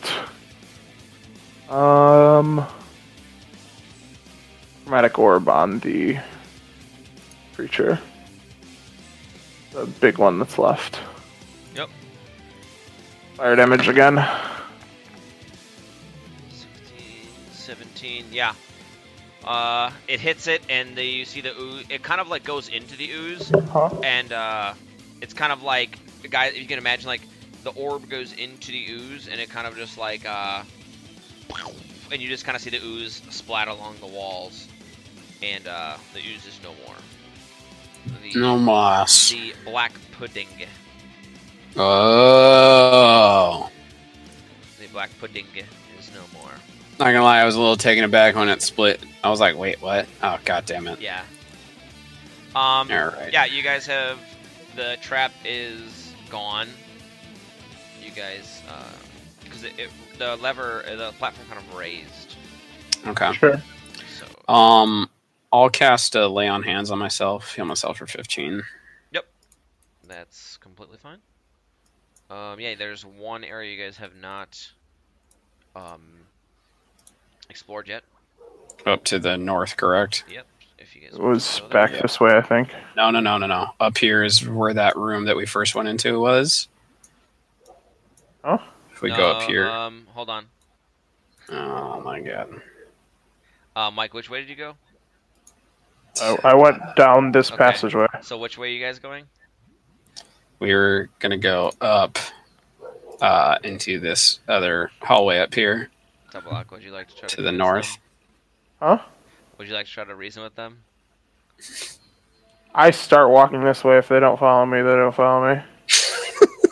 I mean, I walked down the path we had already come. We had seen that they all connect to the same place, so I assumed this is the logical way to go. Yeah, so, okay, I mean, if you guys want to go that way, that's fine.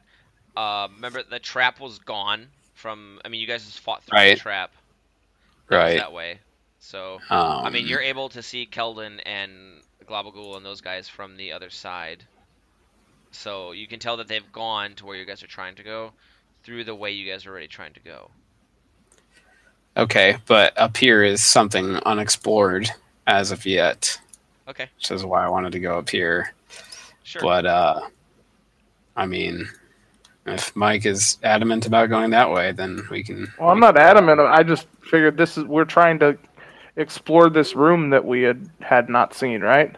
Yeah, we got. Passageway we hadn't seen. got- So that's why I went this way. Back traced. Okay. Okay, I see. Consequences will never Oh, you Yeah, were crisis averted on that one. 'Cause there's Arden, probably a trap in the hallway. choose where you want to go carefully. Yeah, come back, Arden, and you'll just go down the hallway we're already starting. Down. Up. Oh, he cheated and went through the wrong one. Trigger something. I would, if I were you, I'd go. Go down into this one right here. Follow me. There we go. We avoided another possible. Yeah. Hello, pudding. folks. Okay. Yeah, you guys. All right, I suppose I could have. Never mind. Okay. Just take it. Yeah. As soon as you come upon this room double lock, you notice that there is a big pool of water. No, I take out another caltrop and toss it towards the water with light on it. You notice that it's about 2 feet deep. You notice that the water here is filling up more. It's more faster. It's filling up faster than all the other rooms. You notice that there is water coming from the ceiling this time, and before it was coming from the cracks. The ceiling is about 10 foot high, and the ceiling has a bunch of cracks on it. I pull out my pipe. Yes. I had a bad feeling about this room, guys. Oh, you think? And I blew more bubbles. Is that your noise? You just motorboat the shit out of it. All So the right. ceiling has a bunch of cracks in it. Yes. Cast chromatic orb thunder damage on the ceiling. Where would you guys be standing? Where we are now? I'm standing at the edge of this Yeah, pool. we're at the edge Okay, of I'm this sorry. water right here. The pool is the same. It's kind of a better representation. All the water right now is about Nixon's about your waist, and it's about everyone else's knees. The water in this pool is no deeper than the whole. No deeper. Okay. Yeah, you guys have been getting as you come to here, you kind of notice this is the focal point of most of the water leakage. Throughout when you guys started, it was about at foot level, and then the oozes started coming out of it, and you've noticed that they haven't come out of the water, but they've been able to hide in the water. So this, don't think of this as this is this lake or anything. This is just kind of a almost like a representation of how the water is now slowly covering most of the this little temple you guys are in. Sure. Okay. I guess I could just cast it in the center of the ceiling in this room. Oh, Fling my it last up. one. Yeah, you hit a thunder damage. You see it erupts, it cracks, and water starts just rushing in at just blazing speed, and it starts to fill up. It starts to fill up the room crazy fast. Like Nixon, within minutes, it's up to your shoulders. Everyone else's waist. What do you guys do? I grab Nixon and I give him a piggyback ride. Okay. Yeah, water keeps filling in. Water keeps filling in. I'm sorry. Go ahead. I was gonna say I kind of grab Globagool if I can, and kind of shove him in front of Art. Yeah, and he's like ask a him to flotation block off the device. water. He's like a flotation device at this point. No, it's rushing too fast. He Oh. tries to do that, and he kind of gets blown away, and you're kind of holding on to him. It's actually kind of like you stick both of your fists into him, and Like you're an kind of umbrella like, turning inside. yeah, and like he's just like a flotation device. You see like Keldon and Glabu kind of floating. You're on Body- Arden's back. body turn. The water is getting up to everyone's necks now, and it's rushing in fast. And we don't see any anything like any passageway out of this room. No. Get on top of Glavagool. Hurry! No, I say we just start running back towards our friends that are where we collapsed in. And then why don't we? So there's nothing like in the room we could see. I mean, it's No, just you a just dead see end. you just see water rushing in fast as shit. Why don't we? Well, So it'd be stupid to even try and cross it. Yeah. I don't. You guys can try. I kind of want to go see what's on the other side over here. I say we hop on Glavagool and float across. Global, he's not really a Keldon is stuck into him. He's not like riding on top of him. He's a gelatinous form. He's not like this raft that can like. I thought you said he was a flotation device. You guys can like kind of try to hold onto him, but remember, enough weight on one thing might sink something. So. No, All right. Well, we can get the I fuck guess out. we can bail. You guys can start running. Okay. So Keldon and Globagul are obviously slower than the others. Will anyone help them? No. No. Okay. Yeah, I'll help Keldon. Because double locks on Arden's shoulders. Yeah. Okay. oh, dude. Oh yeah, I'm on your shoulders. I can't be running down this hallway. Keldon turns into an animal, and I grab him and molest him. Oh god. Oh god. Wait. I'm getting taken on a journey. I can show you the world. Now her shining, shimmering spring, yeah. Okay, so I don't know. I tried to grab the other guys, but they ran away too fast. Yeah, so you guys kind of make it back to the original place, and everyone else is like, everyone else has the general like consensus, like, oh, what the hell is going on? Yeah. This place is filling with water. Yeah, you guys can as you kind of say that, like, you guys all pretty much get lifted off your feet, and you just keep getting filled up, and like you see a big smile on Shushar's face. Sounds good to me. I mean, we just tread water and let this thing fill up until we can get out of here. Came in from the top, right? So. Yeah, Right? Shushar is kind of like hands behind his head with a big smile on his face. Dude, I knew he was evil. You Well, dumb motherfucker. we You just went pretty to much- Bling and Stone like I fucking said the entire We just blew out the bottom of a lake, so I mean, I would have hoped that we would have been able to first see that one, but his own intellect was his undoing. Shushar kind of mentions like, "Do you guys have any doubt in me now? I told you I would lead you to the Darklake. What do you think you have found?" Yeah, kind of what I figured. Well, he has like all this, right. He has like this proud look on his face that he, because he knows that everyone here is only as good as their word, essentially, because of I mean, it's a shitty scenario for everyone right now. No one. Where the fuck is? Oh, these two. I don't feel shitty. We came Dude, in from this like a is hole, right? I was This gonna is say a like, big map. like no one led you guys into the trap. You guys decided amongst yourselves to go. So you got Fell down into here. Yeah, I mean, so- I'm cool with just like treading water and floating up. I mean, that's the only thing you guys really have a choice to do, to be honest. Yeah. Yeah. Sounds so like you a guys, great idea. Yeah, you guys keep floating, and right when you guys get to back in the original cave where it caved in, the water kind of steadies out there and kind of fills up to ground level and stays calm. There's just a pool. Cool.